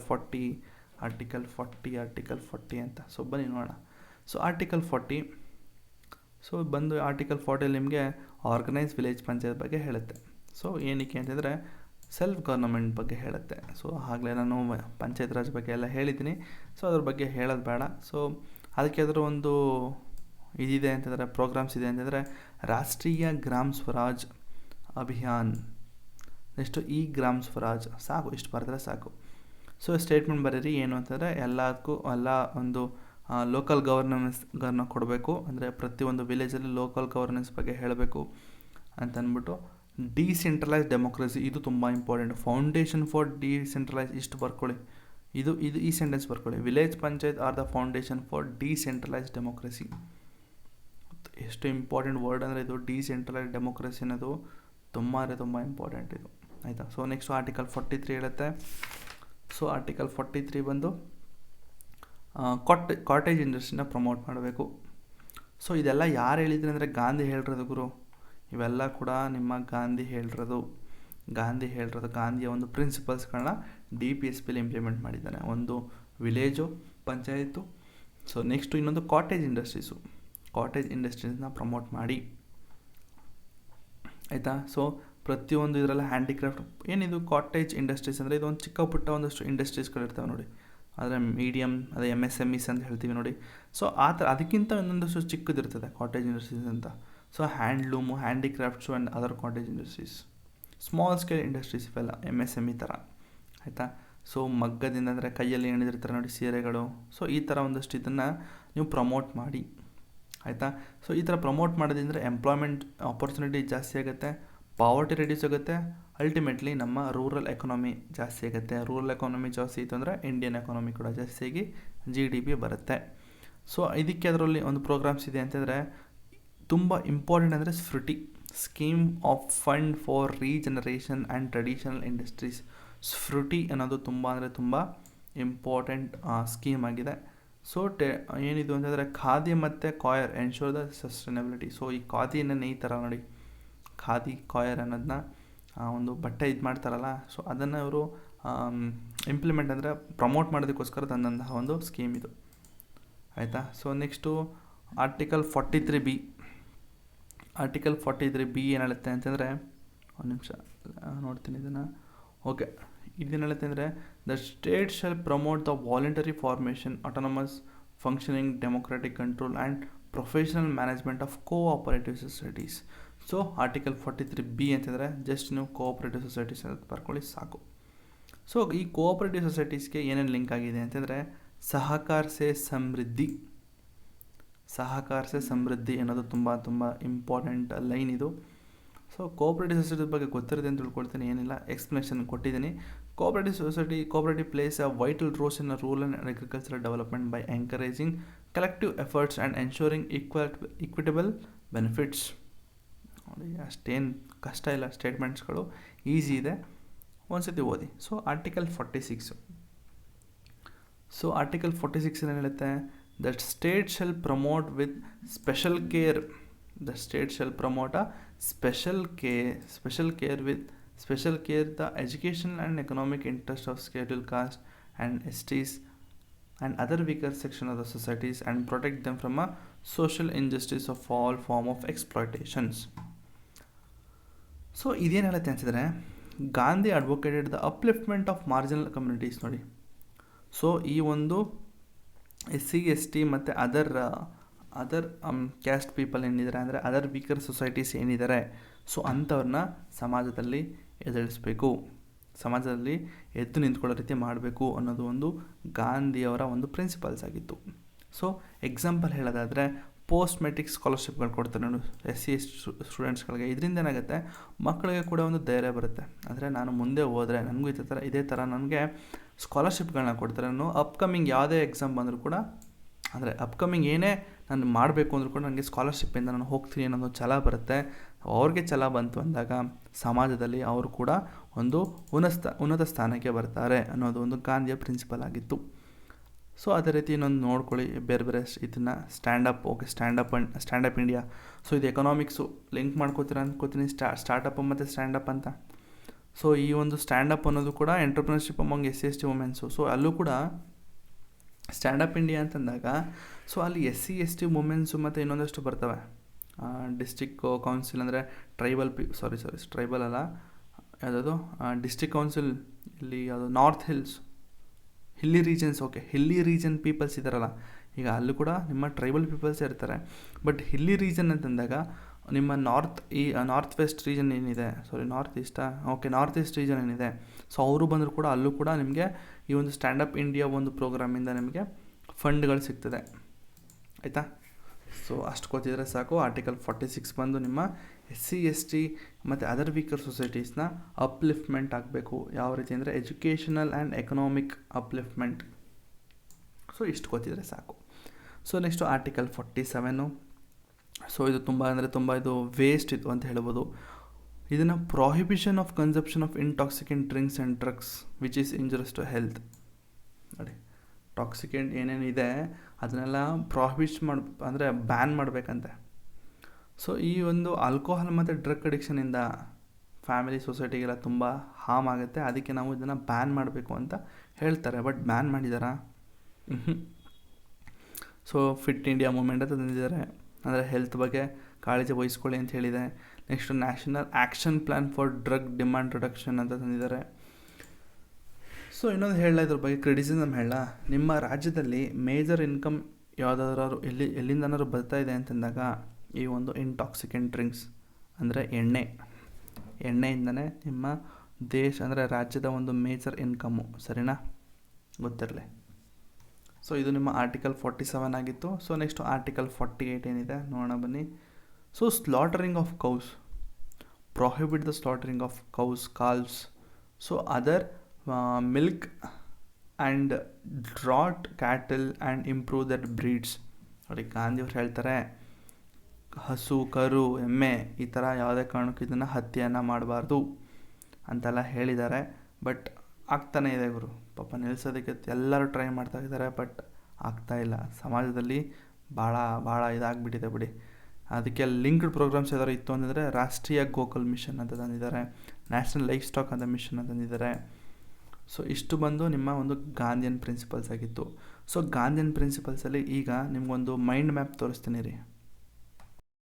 ನೀವು ನೋಡ್ಬೋದಿಲ್ಲೇ ಡಿರೆಕ್ಟಿವ್ ಪ್ರಿನ್ಸಿಪಲ್ ಆಫ್ ಸ್ಟೇಟ್ ಪಾಲಿಸಿಯಿಂದ ಮೈಂಡ್ ಮ್ಯಾಪ್ಸ್ ಇದೆ.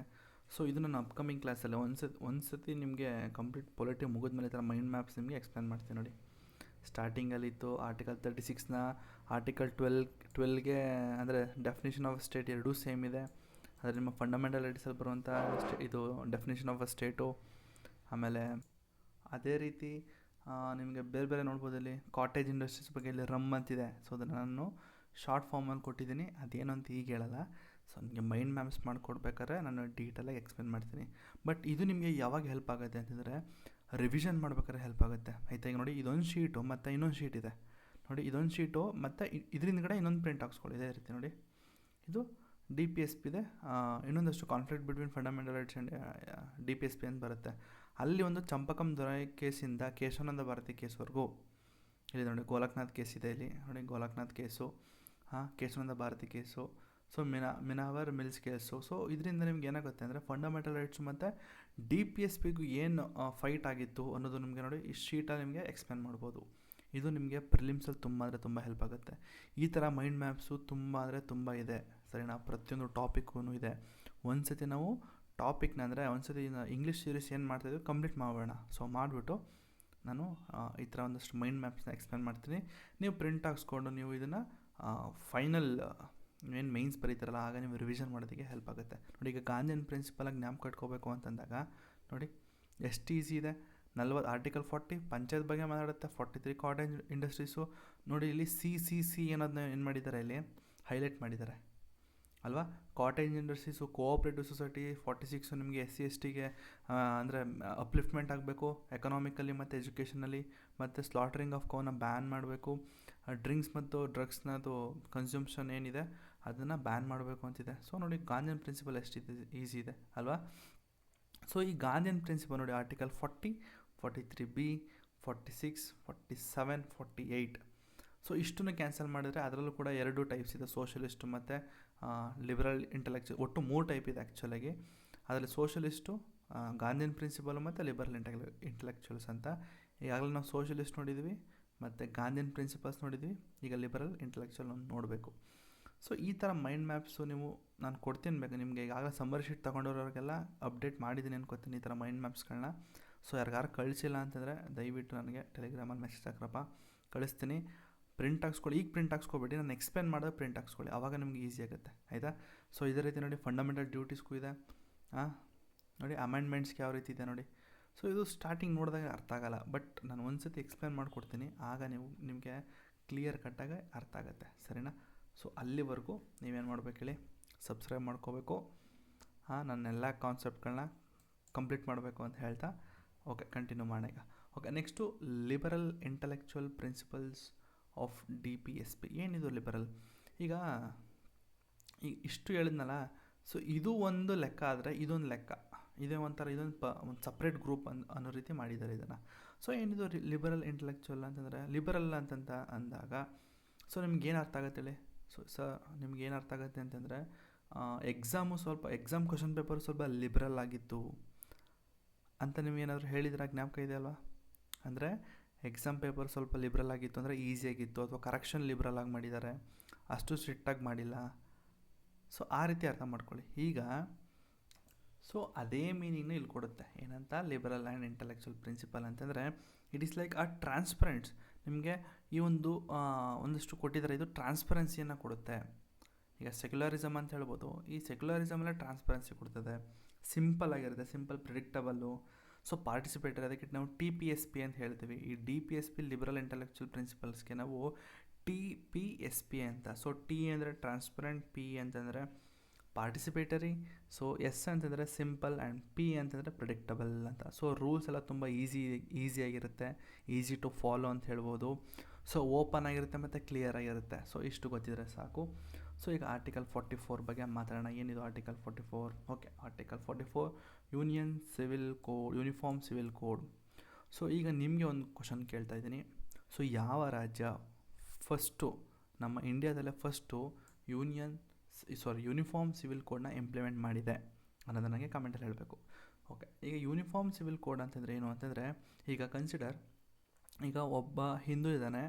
ಸೊ ಆ ಹಿಂದೂ, ಮುಸ್ಲಿಂ, ಕ್ರಿಶ್ಚಿಯನ್, ಈಗ ಮೂರೂ ಜನರಲ್ಲಿ ಒಂದಷ್ಟು ಪರ್ಸನಲ್ ಲಾಗಳಂತ ಇರುತ್ತಲ್ವ, ಅಂದರೆ ಅವರ ಒಂದು ಧರ್ಮದಲ್ಲಿ ಕೆಲವೊಂದು ಲಾಗಳಿರುತ್ತೆ. ಎಕ್ಸಾಂಪಲ್, ಈಗ ಮ್ಯಾರೇಜ್ಗೆ ಸೊ ಈ ರೀತಿಯೇ ಆಗಬೇಕು, ಸೊ ಈ ರೀತಿಯೇ ಮದುವೆ ಆಗಬೇಕು. ಈಗ ಡೈವರ್ಸ್ ಅಂತ ಹೇಳಿದಾಗ ನಾವು ನಮ್ಮ ಹಿಂದೂಲಿ ಏನು ಹೇಳ್ತೀವಿ? ಏಕಪತ್ನಿ ವ್ರತಸ್ತ್ರ ಏನೋ ಹೇಳ್ತಾರಲ್ಲ, ಅಂದರೆ ಒಬ್ಬಳೇ ನಿಮಗೆ ಹೆಂಡತಿ ಇರಬೇಕು. ಸೊ ಆ ಥರ ಎಲ್ಲ, ಆದರೂ ಕೂಡ ಅಲ್ಲಿ ಇಬ್ಬಿಬ್ಬರು ಮಾಡ್ಕೊಳ್ತಾರೆ. ಸೊ ಆ ಥರ ಇಬ್ಬರು ಮಾಡಿಕೊಂಡ್ರು ಕೂಡ ನಮ್ಮ ಹಿಂದೂ ಇದರಲ್ಲಿ ಅದು ತಪ್ಪು, ಅವನಿಗೆ ಶಿಕ್ಷೆಯನ್ನು ಕೊಡಬೇಕು ಅನ್ನೋ ರೀತಿ ಇದೆ. ಬಟ್ ನೀವು ಅದೇ ಮುಸ್ಲಿಮ್ ಅಂತ ತೊಗೊಳ್ಳಿ, ಸೊ ಅಲ್ಲಿ ಟ್ರಿಪಲ್ ತಲಾಖು ಅಂತೆಲ್ಲ ಇದೆ, ಡಬಲ್ ತಲಾಖು, ಟ್ರಿಪಲ್ ತಲಾಖ್ ಅಂತೇನೋ ಇದೆ ಅಲ್ವಾ? ಸೊ 3 ಜನ ಕಂಡವರು ಡಿವೋರ್ಸ್ನ ಕೊಡ್ಬೋದು. ಬಟ್ ಇಲ್ಲೇನಾಗುತ್ತೆ ಅಂತಂದರೆ ಆ ಥರ ಡಿವೋರ್ಸ್ ಕೊಡೋದ್ರಿಂದ ವುಮೆನ್ಸು ಮತ್ತು ಚಿಲ್ಡ್ರನ್ಸ್ ಮೇಲೆ ಎಕ್ಸ್ಪ್ಲಾಟೇಷನ್ ಆಗುತ್ತೆ, ಅವ್ರಿಗೆ ನ್ಯಾಯ ದೊರಕದಂಗೆ ಆಗೋದಿಲ್ಲ ಅನ್ನೋದು ಇಲ್ಲಿ ಮುಖ್ಯ ಒಂದು ಏಯ್ಮ್ ಅಂತ ಹೇಳ್ಬೋದು. ಯೂನಿಫಾರ್ಮ್ ಸಿವಿಲ್ ಕೋಡ್ ಯಾಕೆ ತರ್ತಾರೆ ಅಂತಂದರೆ ಪ್ರತಿಯೊಬ್ಬ ಮಹಿಳೆಯರಿಗೂ ಮತ್ತು ಮಕ್ಕಳಿಗೂ ಸಮಾನತೆ ಇರಬೇಕು ಮತ್ತು ಅವರಿಗೆ ಜಸ್ಟಿಸ್ನ ದೊರಕಿಸ್ಬೇಕು ಅನ್ನೋದು ಮುಖ್ಯ ಉದ್ದೇಶ. ಆದರೆ ಈಗ ಅದನ್ನು ಅರ್ಥ ಮಾಡ್ಕೊಂಡೋ ರೀತಿಯೇ ಬೇರೆ ಆಗಿದೆ, ಆಯಿತಾ? ಸೊ ಈಗ ಅದು ಯಾವ ರೀತಿ ಬದಲಾಗಿದೆ ಅಂತಂದರೆ, ಯೂನಿಫಾರ್ಮ್ ಸಿವಿಲ್ ಕೋಡ್ ತರೋದ್ರಿಂದ ಅವರವರ ಧರ್ಮದ ಒಂದು ಆಚರಣೆಗೆ ಧಕ್ಕೆ ಉಂಟಾಗುತ್ತೆ. ಅಫ್ಕೋರ್ಸ್ ಆಗುತ್ತೆ, ಖಂಡಿತ ಆಗುತ್ತೆ. ಯಾಕಂದರೆ ಮುಸ್ಲಿಮ್ ಅವ್ರು ಇಷ್ಟ ಬಂದಾಗ ಅವ್ರೇನು ಪಾಲಿಸ್ಕೊ ಬಂದಿರ್ತಾರೋ ಅವ್ರು ಅದೇ ರೀತಿ ಈಗಲೂ ಫಾಲೋ ಮಾಡ್ತಾರೆ. ನಾವು ಹಿಂದೂ ಅವ್ರು ಏನು ಮಾಡಿದ್ದೀವಿ ನಾವು ಅದೇ ರೀತಿ ಫಾಲೋ ಮಾಡ್ತೀವಿ, ಕ್ರಿಶ್ಚಿಯನ್ಸ್ ಅವ್ರು ಏನು ಫಾಲೋ ಮಾಡಿದ್ದಾರೆ ಅದೇ ರೀತಿ ಅವರು ಫಾಲೋ ಮಾಡ್ತಾರೆ. ಬಟ್ ಇಲ್ಲಿ ಏನಾಗುತ್ತೆ ಅಂತಂದರೆ, ಈಗ ಮಾಡರ್ನ್ ಇಂಡಿಯಾದಲ್ಲಿ ಏನಾಗುತ್ತೆ ಅಂತಂದರೆ, ಈಗ ಗ್ಲೋಬಲ್ ಸಿನಾರಿಯೋನ ಕನ್ಸಿಡರ್ ಮಾಡಬೇಕು. ಆ್ಯಕ್ಚುಲ್ ಗ್ಲೋಬಲಲ್ಲಿ ಏನಾಗ್ತಾ ಇದೆ, ಹೊಸ ರೂಲ್ಸ್ ಹೇಗೆ ಬರ್ತಾಯಿದೆ, ಟೆಕ್ನಾಲಜಿ ಡೆವಲಪ್ಮೆಂಟ್ ಎಲ್ಲನೂ ಕನ್ಸಿಡರ್ ಮಾಡಿ ನೀವು ಈ ಲಾಗಳನ್ನ, ಅಂದರೆ ರಿಲೀಜಿಯಸ್ಸಲ್ಲಿರುವಂತಹ ಪರ್ಸನಲ್ ಲಾಗಳನ್ನ ಸ್ವಲ್ಪ ಅಮೆಂಡ್ ಮಾಡ್ಕೋಬೇಕಾಗ್ತದೆ. ಈಗ ಟ್ರಿಪಲ್ ತಲಾಕ್ ಆಗೋದ್ರಿಂದ ಏನಾಗುತ್ತೆ ಹೇಳಿ? ನಿಮಗೆ ಗೊತ್ತು, ಟ್ರಿಪಲ್ ತಲಾಕಿಂದ ಆಗೋದ್ರಿಂದ ಏನಾಗುತ್ತೆ? ಡಿವೋರ್ಸ್ ಆಗುತ್ತೆ. ಸೊ ಅವ್ರಿಗೆ ಕಂಪನ್ಸೇಷನ್ ಸಿಗುತ್ತಾ? ಅಲ್ಲೂ ಸಿಗೋದಿಲ್ಲ. ಮಕ್ಕಳಿಗೆ ಎಜುಕೇಷನ್ನು ಅವ್ರ ಕತೆ ಹೇಳಿ, ಅಲ್ಲೂ ಅವರು ಹಾಗೆ ಬಿಟ್ಬಿಡ್ತಾರೆ. ಸೊ ಅಲ್ಲೇನಾಗುತ್ತೆ ಅಂತಂದಾಗ ಎಕ್ಸ್ಪ್ಲಾಯ್ಟೇಷನ್ ಆಗುತ್ತೆ. ಸೊ ಅದನ್ನು ನಿಲ್ಲಿಸಬೇಕು ಅಂತಲೇ ಹೇಳಿ ಯೂನಿಫಾರ್ಮ್ ಸಿವಿಲ್ ಕೋಡ್ನ ತೊಗೊಂಡು ಬರ್ತಾರೆ. ಸೊ ಅದು ಮುಂಚೆನೇ ಡಿಸ್ಕಷನ್ ಆಗಿದೆ, ಕಾನ್ಸ್ಟಿಟ್ಯೂಷನ್ ಅಸೆಂಬ್ಲಿಲಿ ಡಿಸ್ಕಸ್ ಆಗುತ್ತೆ, ಮತ್ತು ಸ್ವಲ್ಪ ಅದು ಕಾಂಟ್ರವರ್ಷಿಯಲ್ ಆಗಿರುತ್ತೆ. ಅದನ್ನು ಆ್ಯಕ್ಚುಲಿ ಫಂಡಮೆಂಟಲ್ ರೈಟ್ಸ್ಗೆ ಹಾಕಬೇಕು, ಹಂಗೆ ಹಿಂಗೆ ಅಂತ ಡಿಸ್ಕಷನ್ ಆಗುತ್ತೆ. ಆಮೇಲೆ ಅದನ್ನು ತೆಗೆದು DPSPಗೆ ಹಾಕ್ತಾರೆ. ಬಟ್ ಈಗ ಒಂದು ರಾಜ್ಯ ಧೈರ್ಯವಾಗಿ ನಿಂತ್ಕೊಂಡು ನಾನು ಅದನ್ನು ಇಂಪ್ಲಿಮೆಂಟ್ ಮಾಡ್ತೀನಿ ಅಂತ ಇಂಪ್ಲಿಮೆಂಟ್ ಮಾಡಿದೆ. ಅದು ಯಾವುದು ಅಂತ ನನಗೆ ಕಮೆಂಟಲ್ಲಿ ಹೇಳಲೇಬೇಕು ಬ್ರೋ, ಆಯಿತಾ? ಓಕೆ, ಸೊ ಇಲ್ಲಿದೆ ನೋಡಿ, uniform civil code to replace a personal law based on the religion with a common set of law. Uniform civil code ತರೋದ್ರಿಂದ ಪ್ರತಿಯೊಂದು ಧರ್ಮಕ್ಕೂ ಒಂದೇ ಲಾ ಇರುತ್ತೆ, ಆಯಿತಾ? ಎಕ್ಸಾಂಪಲ್ ಹೇಳಿದ್ರೆ marriage, divorce, inheritance, adoption. So ಈ ಥರ ಒಂದಷ್ಟು ಲಾಗಳಲ್ಲಿ ಒಂದು ಸಮಾನತೆಯನ್ನು ತಗೊಂಡು ಬರ್ತಾರೆ. ಈ ಥರ ಯೂನಿಫಾರ್ಮ್ ಸಿವಿಲ್ ಕೋಡ್ ತರೋದ್ರಿಂದ ಏನು ಉಪಯೋಗ ಗುರು ಅಂತಂದರೆ ಸೆಕ್ಯುಲರಿಸಮ್. ಈಗ ನಮ್ಮ ಪ್ರಿಯಾಂಬಲ್ ಇದೆ ಅಲ್ವಾ ಸೆಕ್ಯುಲರಿಸಮ್ ಅಂತ. ಸೊ ಸೆಕ್ಯುಲರಿಸಮ್ ಎಲ್ಲ ಫಾಲೋ ಮಾಡ್ತಿದ್ದಾರೆ ಎಲ್ಲ ಧರ್ಮದವರು? ಇಲ್ಲ. ಸೊ ಸೆಕ್ಯುಲರಿಸಮ್ ಅನ್ನೋದು ಒಂದೇ ಧರ್ಮದಿಂದ ಬರೋದಲ್ಲ, ಎಲ್ಲ ಧರ್ಮದಿಂದ ಬರಬೇಕು. ಯಾರು ಹೇಳಿದಾರೆ ಹೇಳಿ ಮಾತನ್ನ? ಪವನ್ ಕಲ್ಯಾಣ್ ಹೇಳಿದ ಅಲ್ವಾ? ಇಲ್ಲಿದೆ ನೋಡಿ, it ensures equality and justice by removing gender and religious biases in personal law ಅಲ್ವಾ? It ensure equality and justice ಸಿಗುತ್ತೆ. So next promoting secularism and national integration. ಇದು ತುಂಬ ಇಂಪಾರ್ಟೆಂಟ್ ಲೈನ್ ಇದು. ಇದನ್ನು ಬರ್ಕೊಳ್ಳಿ. ಇದನ್ನು the uniform civil code is consider essential for promoting secularism and national integration.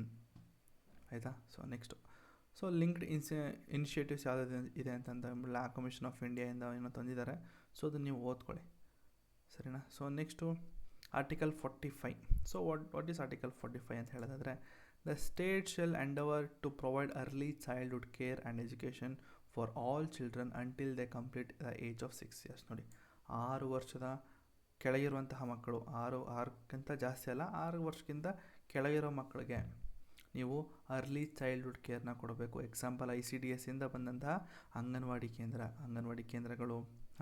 So ಈ ಥರ ಅಂಗನವಾಡಿ ಕೇಂದ್ರಗಳಿಂದ ಏನಾಗುತ್ತೆ, ಮಕ್ಕಳಿಗೆ ಚೈಲ್ಡ್ಹುಡ್ ಕೇರ್ ಸಿಗುತ್ತೆ, ಮಾಲ್ ನ್ಯೂಟ್ರಿಷನ್ ಕಮ್ಮಿ ಆಗುತ್ತೆ, ಅರ್ಲಿ ಎಜುಕೇಷನ್ ಸಿಗುತ್ತೆ ಅನ್ನೋದು ತುಂಬ ಇಂಪಾರ್ಟೆಂಟ್ ಲೈನ್ ಇದು, ಮತ್ತು ಇಂಪಾರ್ಟೆಂಟ್ ಧ್ಯೇಯವಾಕ್ಯ ಅಂತಲೇ ಹೇಳ್ಬೋದು. ಅಂದರೆ ಮಕ್ಕಳಿಗೆ ಒಂದು ಯಾಕೆ ತಂದರು ಅಂಗನವಾಡಿ ಅಂತಂದರೆ, ಒಂದು ಚೈಲ್ಡ್ಹುಡ್ ಕೇರ್ ಮೊದಲನೇದು, ಅಂದರೆ ಮಾಲ್ ನ್ಯೂಟ್ರಿಷನ್ ಕಮ್ಮಿ ಮಾಡಬೇಕಾಗಿತ್ತು. ಆಗಿನ ಕಾಲದಲ್ಲ ಮಾಲ್ ನ್ಯೂಟ್ರಿಷನಿಂದ ತುಂಬ ಜನ ಮಕ್ಕಳು ಸಾಯ್ತಾಯಿದ್ರು. ಅದು ನಿಲ್ಲಿಸೋಕ್ಕೋಸ್ಕರನೇ ನ್ಯೂಟ್ರಿಷನ್ ಮಕ್ಕಳಿಗೆ ನೋಡಿ ಪ್ರಾಪರ್ ನ್ಯೂಟ್ರಿಷನ್ ಕೊಡಬೇಕು, ಮತ್ತು ಪ್ರೀ ಸ್ಕೂಲ್ ಎಜುಕೇಷನ್ನ ಕೊಡಬೇಕು ಮಕ್ಕಳಿಗೆ. ಈಗಾಗಲೇ LKG PKG ಅಂತ ಎಲ್ಲ ಹೇಳಿ ಪ್ರೈವೇಟ್ ಸ್ಕೂಲಲ್ಲಿ ತುಂಬ ದಂಧೆ ಆಗಿಬಿಟ್ಟಿದೆ ಅಲ್ವಾ? ಸೊ ಅದನ್ನು ನಿಲ್ಲಿಸಿ ಮಕ್ಕಳಿಗೆ LKG PKG ಥರನೇ ಅಂಗನವಾಡಿ ಕೇಂದ್ರಗಳನ್ನ ಓಪನ್ ಮಾಡಬೇಕು ಅಂತ ಮಾಡಿ ಕೊಟ್ಟಿದ್ದಾರೆ. ಸೊ ನೀವು ಅಂದರೆ ಏನು ಹೇಳಬೇಕಂತ ಬಂದರೆ, ಬೇಡ ಬಿಡಿ ಅದು ಲೈನ್ ಸ್ವಲ್ಪ ಕಾಂಟ್ರವರ್ಷಿಯಲ್ ಆಗಿದೆ, ಆದರೂ ಪರವಾಗಿಲ್ಲ ಹೇಳ್ತೀನಿ. ನೀವು ಒಂದ್ಸತಿ IAS IPS ಆಫೀಸರ್ ಆದರೆ ಆದಷ್ಟು ಈ ಥರ ಒಂದಷ್ಟು ಅಂಗನವಾಡಿ ಕೇಂದ್ರ ಆಗಿರ್ಬೋದು, ಮಕ್ಕಳ ಮಾಲ್ ನ್ಯೂಟ್ರಿಷನ್ನು ಮತ್ತು ಪ್ರೀ ಸ್ಕೂಲ್ ಎಜುಕೇಷನ್ ಇದನ್ನು ಆದಷ್ಟು ನೀವು ಇಂಪ್ಲಿಮೆಂಟ್ ಮಾಡೋದಕ್ಕೆ ಟ್ರೈ ಮಾಡಿ. ಮತ್ತು ಸ್ಟ್ರಿಕ್ಟ್ನೆಸ್ನ ಇದು ಮಾಡಿ. ಯಾಕಂದರೆ ತುಂಬ ಅಂಗನವಾಡಿ ಕೇಂದ್ರಗಳಾಗಿರ್ಬೋದು, ಅಂಗನವಾಡಿ ಕೇಂದ್ರಗಳಂತಲ್ಲ, ಸೊ ಇಲ್ಲೇನಾಗುತ್ತೆ, ಸ್ವಲ್ಪ ಕರಪ್ಷನ್ ಜಾಸ್ತಿ ಆಗಿಬಿಟ್ಟಿದೆ. ಅಂದರೆ ಮಕ್ಕಳಿಗೆ ಪ್ರಾಪರ್ ನ್ಯೂಟ್ರಿಷನ್ ಅನ್ನೋದು ಸಿಗ್ತಾ ಇಲ್ಲ. ಮಾಲ್ ನ್ಯೂಟ್ರಿಷನ್ನು ತಡಿಬೇಕು ಅಂತಲೇ ಸರ್ಕಾರ ಎಲ್ಲ ಥರ ರಾಜ್ಯ ಸರ್ಕಾರ, ಕೇಂದ್ರ ಸರ್ಕಾರ ಏನೋ ಮಾಡ್ತಾಯಿದೆ. ಬಟ್ ಅಲ್ಲೂ ಕೂಡ ಮಕ್ಕಳಿಗೆ ಕೊಡುವಂತಹ ಅನ್ನ ಎಲ್ಲ ಮಿಸ್ಯೂಸ್ ಆಗ್ತಾಯಿದೆ ಗುರು. ಆದಷ್ಟು ನೀವು ತಡೀರಿ, ಆಯಿತಾ? ಒಂದಿನ ಆಗ್ತೀರ ಅನ್ಕೋತೀನಿ IAS. ಆ ಥರ ಆದಾಗ ನಮ್ಮನ್ನು ಅಷ್ಟು ನೋಡ್ಕೊಳ್ರಪ್ಪ, ಆಯಿತಾ? Okay. So next linked programs ಏನು ಅಂದರೆ, ಸಮಗ್ರ ಶಿಕ್ಷಣ ಅಭಿಯಾನ ಅಂತ. ನೆಕ್ಸ್ಟ್ ಇಂಟಿಗ್ರೇಟೆಡ್ ಚೈಲ್ಡ್ ಡೆವಲಪ್ಮೆಂಟ್ ಇದೆ. ICDS ಅಂತಂದರೆ ಅಂಗನವಾಡಿ ಕೇಂದ್ರಗಳು. ಓಕೆ. Next article 48. ಏನಿದು article 48? The state shall endeavour to organise agriculture and animal husbandry on modern and scientific lines. So article 48 ಏನು ಹೇಳುತ್ತೆ ಅಂತಂದರೆ, ಈಗ ನಮ್ಮ ದೇಶ ಏನಿದೆ, ನಮ್ಮ ದೇಶ ಅಗ್ರಿಕಲ್ಚರ್ ಓರಿಯೆಂಟೆಡ್ ಕಂಟ್ರಿ ಆಗಿರೋದ್ರಿಂದ ನಮ್ಮ ಸ್ಟೇಟು ಅಗ್ರಿಕಲ್ಚರ್ ಮತ್ತು ಆ್ಯನಿಮಲ್ ಹಸ್ಬೆಂಡ್ರಿನ ಪ್ರಮೋಟ್ ಆ್ಯಂಡ್ ಇಂಪ್ಲಿಮೆಂಟ್ ಮಾಡಬೇಕು ಅಂತ ಹೇಳುತ್ತೆ. ಬಟ್ ಆಗ್ತಾಯಿದೆಯಾ? ಇಲ್ಲ. ಯಾಕಂತಂದರೆ ನಮ್ಮಲ್ಲಿ ಈಗೇನು ಅಗ್ರಿಕಲ್ಚರ್ ಏನು ಸಬ್ಸಿಡಿ ಕೊಡ್ತಾರೆ, ಸಾಕಾಗ್ತಾಯಿಲ್ಲ. ಫರ್ಟಿಲೈಸರ್ಸು ಪ್ರೈಸ್ ಜಾಸ್ತಿ. ಸೊ ತುಂಬ ಪಾವರ್ಟಿ ಇರೋದ್ರಿಂದ, ಅಂದರೆ ಈಗಾಗಲೇ ಬಿಲೋ ಪಾವರ್ಟಿ ಲೈನ್ಲಿರೋನಲ್ಲಿ ಎತ್ಕೊಂಡಿದ್ದಾರೆ, ಏನಿಲ್ಲ ಮೇಲೆ ಅಂದರೆ ಎತ್ತಾ ಇದ್ದಾರೆ ಎಬೋ ಪಾವರ್ಟಿ ಲೈನ್ಗೆ. ಬಟ್ ಆದರೂ ಕೂಡ ಅವ್ರು ಕೊಡುವಂಥ ಸಬ್ಸಿಡೀಸ್ಗಳು, ಬ್ಯಾಂಕ್ ಲೋನ್ಸು, ಈಗಿರೋ ಕ್ಲೈಮ್ಯಾಟಿಕ್ ಕಂಡೀಷನ್ಸಿಂದ ಎಲ್ಲ ಕೂಡ ಫಾರ್ಮರ್ಸ್ ಎಲ್ಲ ಲ್ಯಾಂಡ್ನ ಮಾರಿ ಎಲ್ಲ ಸಿಟಿ ಕಡೆ ಬರ್ತಾಯಿದ್ದಾರೆ. ಸೊ ಮುಂದೊಂದು ದಿನ ತಿನ್ನೋ ಅನ್ನ ಕೂಡ ತುಂಬ ಚಿನ್ನ ಆಗೋ ರೀತಿ ಆಗುತ್ತೆ ಗುರು. ಸೊ ಇಷ್ಟೇ ಆರ್ಟಿಕಲ್ 48 ಅದ್ರ ಬಗ್ಗೆ ಹೇಳುತ್ತೆ.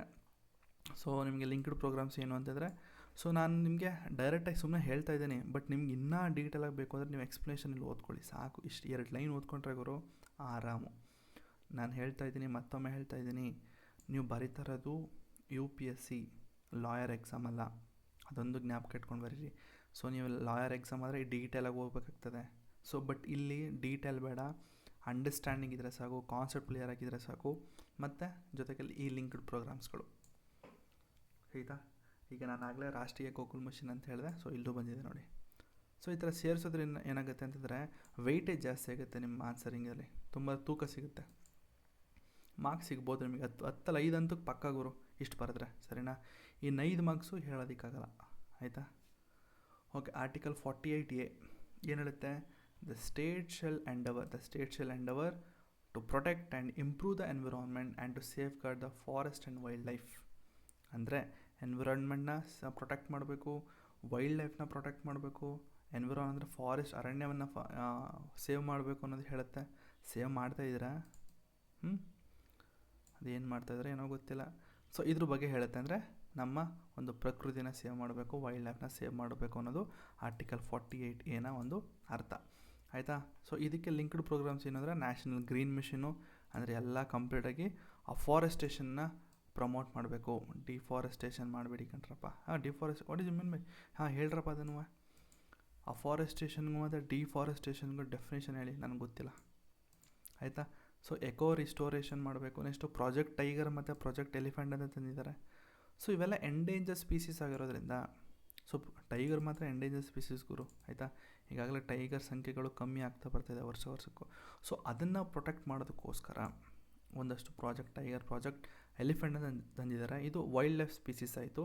ಸೊ ನೆಕ್ಸ್ಟು ನಮಾಮಿ ಗಂಗೆ, ಇದು ನಿಮ್ಮ ರಿವರ್ಸ್ನ ಪ್ರೊಟೆಕ್ಟ್ ಕ್ಲೀನ್ ಮಾಡಬೇಕು, ಮತ್ತು ರೀಜುವಿನೇಟಿಂಗ್ ದ ಗಂಗಾ ರಿವರ್. ಸೊ ಈಗಾಗಲೇ ನರೇಂದ್ರ ಮೋದಿಯವರು ಹೊಡೆದವ್ರೆ, ಎಲ್ಲ ಚಾನಲ್ ಅಡ್ವರ್ಟೈಸಲ್ಲೂ ಇವ್ರದ್ದೇ ಬಂದಿತ್ತು. So next article 49. So article 49 ಏನು ಹೇಳುತ್ತೆ ಅಂದರೆ, ಸುಮ್ಮನೆ ಹಾಗೆ ಹೇಳ್ತೀನಿ, ಯಾವುದೇ ಕಾರಣಕ್ಕೂ ಹಿಸ್ಟಾರಿಕಲ್ ಮಾನ್ಯುಮೆಂಟ್ಸ್ ಎಲ್ಲರೂ ಕಂಡ್ರೆ ನಿಮ್ಮ ಹೆಸರುಗಳನ್ನ, ನಿಮ್ಮ ಲವರ್ ಹೆಸರುಗಳನ್ನ ಬರ್ಕೋಬೇಡಿ ಅಂತ ಹೇಳುತ್ತೆ, ಆಯಿತಾ. ಇಲ್ಲಿ ಹೇಳಿದ್ರೆ ನೋಡಿ, the state shall protect every monuments, place or object of artistic or historic interest declared to be of national importance from spoliation, disfigurement, destruction, removal, disposal or export. ಇದೇನು ಹೇಳುತ್ತೆ ಅಂತಂದರೆ, ನೀವು ಹಿಸ್ಟಾರಿಕಲ್ ಅಂದರೆ ಇಂಡಿಯಾಸ್ ರಿಚ್ ಕಲ್ಚರಲ್ ಹೆರಿಟೇಜ್ ಏನೇನಿದೆ, example ನೀವು ಸೋಮನಾಥ್ಪುರಕ್ಕೆ ಬನ್ನಿ, ದೂರದಿಂದ ನೋಡಿದ್ರೆ ಕಂಬಗಳು ಎಷ್ಟು ಚೆನ್ನಾಗಿ ಕಾಣುತ್ತೆ, ಹತ್ರಕ್ಕೆ ಹೋಗಿ ಒಬ್ಬೊಬ್ಬರ ಹೆಸರು ಬರೆದಿರ್ತಾರೆ ಅಲ್ಲಿ. ಕೆತ್ತವ್ರಂತ ಅಲ್ಲ, ಕೆತ್ತಿದವ್ರ ಹೆಸರು ಬರ್ಕೊಂಡಿಲ್ಲ ಗುರಲ್ಲಿ, ಇವ್ರ ಹೆಸರುಗಳೇ, ಆಯಿತಾ. ಸೊ ಆ ರೀತಿ ಮಾಡಬಾರ್ದು ಅಂತ ಹೇಳೋದೆ ಆರ್ಟಿಕಲ್ 49. ಆ ಥರ ಹೇಳಿದ್ರು ಕೂಡ ಓಡೋಡ ಕೆತ್ತೀರ, ಯಾವುದು ಗಾಡಿ ಕೀಯಲ್ಲಿ ಕೆತ್ತದು. ನೆಕ್ಸ್ಟು ಅದಕ್ಕೆ ಒಂದಷ್ಟು ಲಿಂಕ್ಡ್ ಪ್ರೋಗ್ರಾಮ್ಸ್ ಇದ್ದರೆ adopt a heritage program, national monument authority. So next article 50. So article 15 ಹೇಳುತ್ತೆ, the state shall take a separate judiciary. So separate the judiciary from executive. ಇದು ಸಾಕು, ಸಪ್ರೇಟ್ ಜುಡಿಷರಿ ಫ್ರಮ್ ಎಕ್ಸಿಕ್ಯೂಟಿವ್. ಈಗ ಒಂದು ದೇಶದಲ್ಲಿ administration ಚೆನ್ನಾಗಿರಬೇಕು ಅಂತಂದರೆ, administration ತುಂಬ ಚೆನ್ನಾಗಿರಬೇಕು ಅಂತಂದರೆ, ಜಸ್ಟಿಸ್ ಚೆನ್ನಾಗಿರಬೇಕು ಅಂದರೆ, ಈಕ್ವಾಲಿಟಿ ಕರೆಕ್ಟಾಗಿ ಸಿಗಬೇಕು ಅಂತಂದರೆ, ಜುಡಿಷರಿಗೆ ಇಂಡಿಪೆಂಡೆನ್ಸ್ನ ಕೊಡಬೇಕು. ಯಾಕಂದರೆ ನಾನು ಸುಪ್ರೀಂ ಕೋರ್ಟಲ್ಲಿ ನಾನು ಮಾತಾಡಿದ್ದೀನಿ ಜುಡಿಷರಿಗೆ ಇಂಡಿಪೆಂಡೆನ್ಸ್ ಎಷ್ಟು ಮುಖ್ಯ ಅಂತ.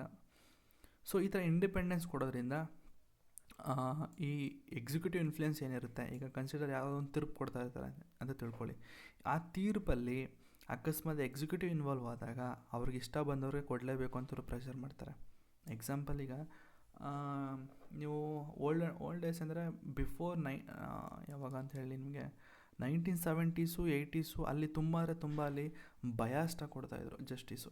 ಅಂದರೆ ಎಲ್ಲ ಅಲ್ಲ, ಕೆಲವು ಸತಿ ಎಕ್ಸಿಕ್ಯೂಟಿವ್ ಇನ್ವಾಲ್ವ್ ಆಗಿರುತ್ತೆ ನೋಡಿ, ದೊಡ್ಡ ಮಿನಿಸ್ಟ್ರುಗಳು, ಆಯಿತಾ, ದೊಡ್ಡ MP-ಗಳು ಇನ್ವಾಲ್ವ್ ಆಗಿರುವಂತಹ ಕೆಲವೊಂದು ಕೇಸ್ಗಳಲ್ಲಿ ತುಂಬ ನಿಮಗೆ ಬಯಾಸ್ಟಾಗಿ ಕೊಡ್ತಾಯಿದ್ರಂತೆ, ಅಂದರೆ ತುಂಬ ಪ್ರೆಷರ್ ಇರ್ತಾಯಿತ್ತು. ಸೊ ಈಗ ಏನಾಗಿದೆ, ಆ ಥರ ಇಲ್ಲ, ಈಗ ಆ್ಯಕ್ಚುಲಿ ಕ್ಲಿಯರ್ ಆಗಿದೆ, ಬಟ್ ಸ್ಟಿಲ್ ಒಳಗಡೆ ಇದ್ದೇ ಇರುತ್ತೆ. ಎಕ್ಸಾಂಪಲ್ ಹೇಳೋದಾದರೆ ಅಲ್ಲಿ ಈಗ ಉತ್ತರ ಪ್ರದೇಶ ಅಲ್ಲ, ಈಗ ಒಂದು ಸತಿ ಈಗ ಯಾರ್ದಾಗಿತ್ತಲ್ಲ ಅದು UPಲಿ ಅವಳು ಅಮ್ಮ ತುಂಬ ಇದು ಮಾಡಿ ಎಲ್ಲ ಅವನು ಸೂಸೈಡ್ ಮಾಡ್ಕೊಂಡಲ್ಲಪ್ಪ, ಅವನ ಹೆಸರೇನೋ ಬರುತ್ತಲ್ಲಪ್ಪ, ಯಾರೋ ಗೊತ್ತಿಲ್ಲ, ಸೂಸೈಡ್ ಮಾಡ್ಕೊಂಡಲ್ಲ ಹುಡುಗ ಗಂಡ. ಸೊ ಅವನಿದ್ರಲ್ಲಿ ಜಡ್ಜು ಅವನಿಗೆ ಎಷ್ಟು 2 ಲಕ್ಷ ಎಷ್ಟೋ ಕೇಳಿದ್ಲಂತೆ, ನಿನಗೆ ತೀರ್ಪು ಕೊಡಬೇಕು ಅಂದರೆ ನಾನು 2 ಲಕ್ಷ ನಾನು ಕೊಡುವಂಥವಳು ಬ್ರೈಬ್ ಕೇಳಿದ್ಲಂತೆ, ಅಂದರೆ ಲಂಚ ಕೇಳಿದ್ಲಂತೆ. ಸೊ ಈ ರೀತಿ ನೀವೇನಾದರೂ ಜುಡಿಷಿಯರಿಗೆ ಇಂಡಿಪೆಂಡೆನ್ಸ್ ಕೊಟ್ಬಿಟ್ರೆ ಈ ಥರನೂ ಆಗುತ್ತೆ, ಸೈಡ್ ಎಫೆಕ್ಟ್ ಈ ಥರ ಎಲ್ಲ ಇದ್ದೇ ಇರುತ್ತೆ. ನೀವು ಇಂಡಿಪೆಂಡೆನ್ಸ್ ಸಿಕ್ಕ ತಕ್ಷಣ ಕೊಟ್ಬಿಟ್ರೆ, ಈಗ ನಾನು ಹೇಳಿದೆ ಗವರ್ನೆನ್ಸು ಸಕ್ಕತ್ತಾಗಿರುತ್ತೆ, ಈಕ್ವಾಲಿಟಿ ಪ್ರತಿಯೊಬ್ಬರಿಗೂ ಸಿಗುತ್ತೆ, ಜಸ್ಟಿಸ್ ಸಿಗುತ್ತೆ ಅಂತ ಎಲ್ಲ ಹೇಳಿದೆ, ಬಟ್ ಆದರೂ ಕೂಡ ಒಂದಷ್ಟು ಸೈಡ್ ಎಫೆಕ್ಟ್ ಇದ್ದೇ ಇರುತ್ತೆ ಅಲ್ವ ಪ್ರತಿಯೊಂದಕ್ಕೂ. ಈಗ ಕೊರೋನಾ ಇಂಜೆಕ್ಷನ್ ಆದ ತಕ್ಷಣ ಒಂದಷ್ಟು ಸೈಡ್ ಎಫೆಕ್ಟ್ ಇದ್ದೇ ಇತ್ತು ಅಲ್ವಾ. ಸೊ ಅದೇ ರೀತಿ ನೀವು ಏನೇ ಮಾಡಿದ್ರು ಕೂಡ ಒಂದಷ್ಟು ಸೈಡ್ ಎಫೆಕ್ಟ್ಗಳಿದ್ದೇ ಇರುತ್ತೆ. ಅಕಸ್ಮಾತ್ ನೀವು ಇಂಡಿಪೆಂಡೆನ್ಸ್ ಕೊಟ್ಬಿಟ್ರೆ ಕಂಪ್ಲೀಟ್ ಜುಡಿಷರಿ ಹಾಳಾಗುತ್ತೆ. ಅದಕ್ಕೆ ಪಾರ್ಲಿಮೆಂಟು ಅದ್ರ ಹಿಂದೆ ಇರೋದು, ಜುಡಿಷರಿ ಏನೇ ಮಾಡಲಿ ಗುರು, ಆಯಿತಾ.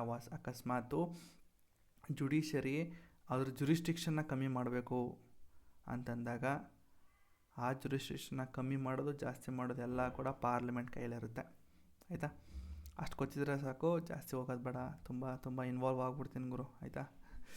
ಓಕೆ, ನೆಕ್ಸ್ಟು ಲಿಂಕ್ಡ್ ಇನಿಷಿಯೇಟಿವ್ಸ್ ನೋಡ್ಕೊಳ್ಳಿ. ನೆಕ್ಸ್ಟು ಆರ್ಟಿಕಲ್ 51 ಇದೆ, ತಲೆ ಕೆಡ್ಸ್ಕೊಬೇಡಿ, ಎಲ್ಲ ಡಿಸ್ಕ್ರಿಪ್ಷನ್ ಲಿಂಕ್ ಇರುತ್ತೆ. ಹೋಗಿಲ್ಲ ಅಂದರೆ ಟಾರ್ಗೆಟ್ AIS ಕನ್ನಡ ಅಂತ ಹೊಡೀರಿ, ಸಿಗುತ್ತೆ. ಸರ್ಚ್ ಮಾಡಿ, ಫಸ್ಟ್ ಪೇಜಲ್ಲೇ ಸಿಗುತ್ತೆ ನನಗೆ, ಆಯಿತಾ? ಓಕೆ.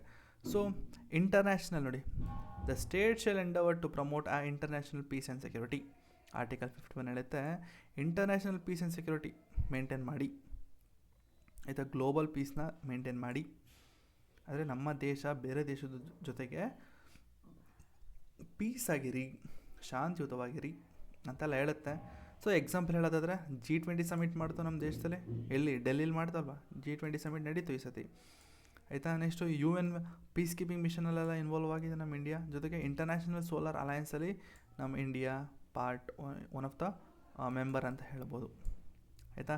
ಇಷ್ಟು ಬಂದು ನಿಮ್ಮ ಲಿಬರಲ್ ಇಂಟೆಲೆಕ್ಚುವಲ್ ಪ್ರಿನ್ಸಿಪಲ್ಸ್ ಅಂತ ಹೇಳ್ಬೋದು. ಸೊ ನೀವೇನು ಮಾಡಬೇಕು ಅಂತಂದರೆ ಜಸ್ಟು ಮೈನ್ ಕೀವರ್ಡ್ ಏನಿದೆ, ಎಕ್ಸಾಂಪಲ್ ಫಸ್ಟಿಂದ ಹೇಳ್ತೀನಿ ಮೈನ್ ಕೀವರ್ಡ್ಸ್ ಏನು ಅಂತ. ಸೊ ಈಗ ಲಿಬರಲ್ ಆ್ಯಂಡ್ ಇಂಟೆಲೆಕ್ಚುವಲ್ ಪ್ರಾಪರ್ಟೀಸ್ ಅಂತಿದೆ, ಸೊ ಇಂಟೆಲೆಕ್ಚುವಲ್ ಪ್ರಿನ್ಸಿಪಲ್ಸ್ ಅಂತಿದೆ. ಓಕೆ, ಆರ್ಟಿಕಲ್ 44 ಅಂದಾಗ ಯೂನಿಫಾರ್ಮ್ ಸಿವಿಲ್ ಕೋಡ್, ಸಾಕು, ಇಷ್ಟು ಗೊತ್ತಿದ್ರೆ ಸಾಕು. ಯೂನಿಫಾರ್ಮ್ ಸಿವಿಲ್ ಕೋಡು, ಅದಕ್ಕೆ ಕೆಳಗಡೆ ನೀವು ಎಕ್ಸ್ಟ್ರಾ ಒಂದು ಲಿಂಕ್ಡ್ ಇನಿಷಿಯೇಟಿವ್ಸ್ ಏನಿದೆ ಬರ್ಕೊಳ್ಳಿ. ಆರ್ಟಿಕಲ್ 55 ಅರ್ಲಿ ಚೈಲ್ಡ್ಹುಡ್ ಕೇರು ಮತ್ತು ಅಂಟಿಲ್ ದೆ ಕಂಪ್ಲೀಟ್ 6 years ಅಂದರೆ ಅಂಗನವಾಡಿ, ICDS ಬರ್ಕೊಳ್ಳಿ. ನ್ಯಾಷನಲ್ ಎಜುಕೇಷನ್ ಪಾಲಿಸಿ, ಸಮಗ್ರ ಶಿಕ್ಷಾ ಅಭಿಯಾನ್, ಈ ಯೋಜನೆ ಬರ್ಕೊಳ್ಳಿ. ಸೊ ನೆಕ್ಸ್ಟು ಆರ್ಟಿಕಲ್ 48 ಅಂತ ಬಂದಾಗ organise agriculture and animal husbandry, so ಅದರ ಬಗ್ಗೆ ಒಂದಷ್ಟು ಬರ್ಕೊಳ್ಳಿ. Next article 48A, so environmental protection ಮತ್ತು ಫಾರೆಸ್ಟು ವೈಲ್ಡ್ ಲೈಫ್ನೆಲ್ಲ ಪ್ರೊಟೆಕ್ಟ್ ಮಾಡಬೇಕು, ಅದು ಸೇಫ್ ಗಾರ್ಡ್ ಮಾಡಬೇಕು. ಸೊ ಇಷ್ಟೊಂದು ಬರ್ಕೊಳ್ಳಿ ಕೀವರ್ಡು, ಕೆಳಗಡೆ ಈ 3 ಹೆಡ್ಡಿಂಗ್ ಮಾತ್ರ ಬರ್ಕೊಳ್ಳಿ ಅಷ್ಟೇ. ನೆಕ್ಸ್ಟು ಆರ್ಟಿಕಲ್ 49 ಎಲ್ಲ ಮಾನ್ಯುಮೆಂಟ್ಸು, ಇಂಡಿಯನ್ ಕಲ್ಚರಲ್ ಹೆರಿಟೇಜ್ ಏನೇನಿದೆ ಎಲ್ಲನೂ ನಾವು ಪ್ರೊಟೆಕ್ಟ್ ಮಾಡಬೇಕು ಅಂತ ಬರ್ಕೊಂಡು ಈ ಒಂದು ಲಿಂಕ್ಡ್ ಪ್ರೋಗ್ರಾಮ್ಸ್ ಬರ್ಕೊಳ್ಳಿ. Next article 50 separate judiciary from executive. ಬೇಜಾನ್, ಇದೊಂದು ವರ್ಡು ಸಾಕು, ವರ್ಡಲ್ಲ, ಇದೊಂದು ಸೆಂಟೆನ್ಸ್ ಸಾಕು, ಸಪ್ರೇಟ್ ಜುಡಿಷರಿ ಫ್ರಮ್ ಎಕ್ಸಿಕ್ಯೂಟಿವ್ ಅಂದರೆ ಸಾಕು. ಅದ್ರ ಜೊತೆಗೆ ಈ ಒಂದು ಇದನ್ನು ಬರ್ಕೊಳ್ಳಿ ಅಷ್ಟೇ. Next article 51 international peace and security, ಇಷ್ಟು ಬರ್ಕೊಳ್ಳಿ. ನೆಕ್ಸ್ಟು ಈ ಒಂದು 3 ಇದು ಇಂಡಿಯನ್ ಲೀಡರ್ಶಿಪ್ ಇನ್ G20 ಸಮಿಟು, ಇದನ್ನು ಮಾತ್ರ ಬರಲೇಬೇಕು. ಸೊ ಇಷ್ಟು ಬರೆದ್ರೆ ನಿಮಗೆ ಮುಗೀತು. So next new directive principles. ಈಗ ಏನಾಗುತ್ತೆ ಅಂತಂದರೆ, ಈಗ ನಾನು ಇಷ್ಟು ಮಾತಾಡಿದ್ನಲ್ಲ, ಇಲ್ಲಿ ಕೆಲವೊಂದು DPSPಗಳು ಹೊಸದು ಆ್ಯಡ್ ಆಗಿದೆ. ಅಂದರೆ ಒಂದೊಂದು ಅಮೆಂಡ್ಮೆಂಟ್ಗಳನ್ನ ಮಾಡಿ ಒಂದೊಂದು DPSPನ ತೊಗೊಂಡು ಬಂದಿದ್ದಾರೆ. ಸೊ ಅದು ಯಾವುದು ಅಂತ ನೋಡೋಣ ಬನ್ನಿ. ಸೊ ಮೊದಲನೇದು ಆರ್ಟಿಕಲ್ 39ನ ತೊಗೊಂಬಂದರು. ಏನು ಅಂತಂದರೆ to secure opportunities healthy development of children. So ನೋಡಿದ್ವಿ ಅದನ್ನು, ಪೋಷಣ ಅಭಿಯಾನ ಮೇಲ್ಗಡೆ ಎಲ್ಲ ನೋಡಿದ್ವಿ, ಅದು ಆರ್ಟಿಕಲ್ 39 ನೋಡಿದ್ವಿ. ಸೊ ಮತ್ತೆ ಹೋಗೋದು ಬೇಡ, ಎಕ್ಸ್ಪ್ಲನೇಷನ್ ಕೊಟ್ಟಿರ್ತೀನಿ, ಎಕ್ಸ್ಟ್ರಾ ಬೇಕು ಅಂದರೆ ಓದ್ಕೊಳ್ಳಿ, ಆಯಿತಾ? ನೆಕ್ಸ್ಟು ಆರ್ಟಿಕಲ್ 39A ತಂದರು equal justice and provide free legal aid to the poor. Example Lok Adalat, ಜ್ಞಾಪಕ ಮಾಡ್ಕೊಳ್ಳಿ, Lok Adalat, people courts, NALSA, ಇದೆಲ್ಲ ನೋಡಿ, ಇಲ್ಲೇ ನಿಮ್ಮ ಲಕ್ಷ್ಮೀಕಾಂತಲ್ಲ ಇದೆ, ಇದನ್ನೆಲ್ಲ ಮಾಡಿಸಿದ್ದೀನಿ ಆಗಲೇ ಕ್ಲಾಸ್ನ. ಸೊ ನೆಕ್ಸ್ಟು ಆರ್ಟಿಕಲ್ 43A ತಂದರು to participation of workers in the management of industries, ಹೇಳಿದ್ದೀನಿ. ಸೊ ನೆಕ್ಸ್ಟು ಆರ್ಟಿಕಲ್ 48A, ಇದು ಕೂಡ ಹೇಳಿದೆ, ಸೇಫ್ ಗಾರ್ಡ್, ಈಗ ರೀಸೆಂಟಾಗಿ ಹೇಳಿದ್ನಲ್ಲ, environment and safeguard the forest and wildlife ಹೇಳಿದೆ. ಸೊ ಇಷ್ಟು ಬಂದು ನಿಮ್ಮ 42nd ಅಮೆಂಡ್ಮೆಂಟ್ ಆ್ಯಕ್ಟಿಂದ ಬಂದಂತಹ ಆರ್ಟಿಕಲ್ಸು, DPSPಸು. ಸೊ 42nd ಬಂದಿದ್ದು ಯಾವುದಾದ್ರು ಅಂತಂದರೆ ಆರ್ಟಿಕಲ್ 39, 39A, 43A, 48A, ಇಷ್ಟು ಮತ್ತು ಇದೊಂದು ಲೈನ್ಗಳು, ಪ್ರೊಟೆಕ್ಟ್ ಆಪರ್ಚುನಿಟಿ, ಇಷ್ಟನ್ನು ನೀವು ಜ್ಞಾಪಕ ಇಟ್ಕೋಬೇಕು. ಪ್ರಿಲಿಮ್ಸಲ್ಲಿ ಕೇಳ್ತಾನೆ ನಿಮಗೆ ಇದನ್ನು ಯಾವುದು ಅಂತ. 42nd ಅಮೆಂಡ್ಮೆಂಟ್ ಆ್ಯಕ್ಟಿಂದ ಬಂದಂತಹ ಹೊಸ DPSP ಯಾವುದು ಅಂತ ಕೇಳಿದ್ರೆ, ಯಾವ್ಯಾವ ಆರ್ಟಿಕಲ್ ಅಂತ ಕೇಳಿದ್ರೆ ಎಲ್ಲ ಎ ಅಂತ ಇರುತ್ತೆ ನೋಡಿ, 39, 39A, 43A, 48A. So next 44th amendment ಆ್ಯಕ್ಟಿಂದ ಯಾವ್ದು ಬಂತು ಅಂತ ಹೇಳೋದಾದರೆ ಆರ್ಟಿಕಲ್ 38 ಬಂದಿದೆ. ಸೊ ಏನು ಹೇಳುತ್ತೆ ಅಂದರೆ article 38 to minimise inequality in income status facility and opportunities. ಇದು ಕೂಡ ಹೇಳಿದೆ ಯಾವುದು ಅಂತ, Mahatma Gandhi national rural employment, MNREGA ಗೊತ್ತಿರುತ್ತೆ, ಎಕನಾಮಿಕ್ಸ್ ಓದಿರೋರಿಗೆ. ಮನ್ರೇಗಾ ವರ್ಕರ್ಸು 100 days ವರ್ಕ್ ಕೊಡಬೇಕು ಅಂತಿದೆ. One nation one ration card ಬರ್ಕೊಳ್ಳಿ. ಸೊ ನೆಕ್ಸ್ಟ್ 86th ಅಮೆಂಡ್ಮೆಂಟ್ ಆ್ಯಕ್ಟಿಂದ ಯಾವುದು ಬಂತಂದರೆ ಆರ್ಟಿಕಲ್ 45, ಅಂದರೆ 6 ವರ್ಷದ ಕೆಳಗಿರುವಂತಹ ಮಕ್ಕಳಿಗೆ ಒಂದು ಅರ್ಲಿ ಚೈಲ್ಡ್ಹುಡ್ ಕೇರ್ನ ಕೊಡಬೇಕು ಮತ್ತು ಎಜುಕೇಷನ್ ಕೊಡಬೇಕು. ಅರ್ಲಿ ಚೈಲ್ಡ್ಹುಡ್ ಕೇರ್ ಅಂದರೆ ಮಾಲ್ ನ್ಯೂಟ್ರಿಷನ್ನ ಕಮ್ಮಿ ಮಾಡಿ ನ್ಯೂಟ್ರಿಷಸ್ ಫುಡ್ಗಳನ್ನ ಕೊಡಬೇಕು. ಲಿಂಕ್ಡ್ ಪ್ರೋಗ್ರಾಮ್ಸ್ ಯಾವುದು ಅಂತಂದರೆ anganwadi services under ICDS. So ಇದು ನಿಮ್ಮ ಪ್ರೀ ಸ್ಕೂಲ್ ಎಜುಕೇಷನ್ ಮತ್ತು ಹೆಲ್ತ್ ಸರ್ವಿಸಸ್ಗೆ ಇನ್ವಾಲ್ವ್ ಆಗಿರುತ್ತೆ. ಸೊ ನೆಕ್ಸ್ಟು ಆರ್ಟಿಕಲ್ 21A ಕೂಡ ಈ ಒಂದು 86 ಅಮೆಂಡ್ಮೆಂಟ್ ಆ್ಯಕ್ಟಲ್ಲಿ ತೊಗೊಂಡು ಬಂದಿದ್ದಾರೆ. ಯಾಕೆ ಅಂತಂದರೆ ಎಜುಕೇಷನ್ನ ಕೊಡಬೇಕು. 6 ವರ್ಷದ ಮಕ್ಕಳಿಂದ 14 ವರ್ಷದ ಮಕ್ಕಳಿಗೆ ಒಂದು ಫ್ರೀ ಆ್ಯಂಡ್ ಕಂಪಲ್ಸರಿ ಎಜುಕೇಷನ್ನ ಕೊಡಬೇಕು. Article 21A 86 amendment act 2002. So next 97th amendment act 2011. So ಇದು ನಿಮ್ಮ ಆರ್ಟಿಕಲ್ 43B ತೊಗೊಬಂದಿದೆ. ಸೊ ಇದೇನು ಹೇಳುತ್ತೆ ಅಂತಂದರೆ promote voluntary formation, autonomous functioning, democratic control and professional management of cooperative societies. ಸಾಕು, ಕೋಆಪರೇಟಿವ್ ಸೊಸೈಟೀಸ್ ಅಂದರೆ ಸಾಕು. So ಏನಿದು ಕೋಆಪರೇಟಿವ್ ಸೊಸೈಟೀಸ್ ಇದರ ಎಕ್ಸ್ಪ್ಲೇಷನಲ್ಲಿ ಕೊಟ್ಟಿದ್ದೀನಿ. ಸೊ ನೋಡ್ಕೊಳ್ಳಿ.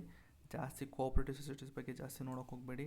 ಕೋಆಪರೇಟಿವ್ ಸೊಸೈಟೀಸೆಲ್ಲ ಬೇರೆ ಟಾಪಿಕ್ಸ್ಗಳಿದ್ದಾವೆ, ಆಯಿತಾ. ಸೊ ಕೋಆಪರೇಟಿವ್ ಸೊಸೈಟೀಸಲ್ಲಿ ಬೇರೆ ಟಾಪಿಕ್ಸ್ಗಳಿದ್ದಾವೆ. ಸೊ ಅದನ್ನು ಓದಿ. But what is cooperative societies ಅನ್ನೋ ಡೀಟೇಲಾಗಿ ಹೋಗೋ ಅವಶ್ಯಕತೆ ಇಲ್ಲ.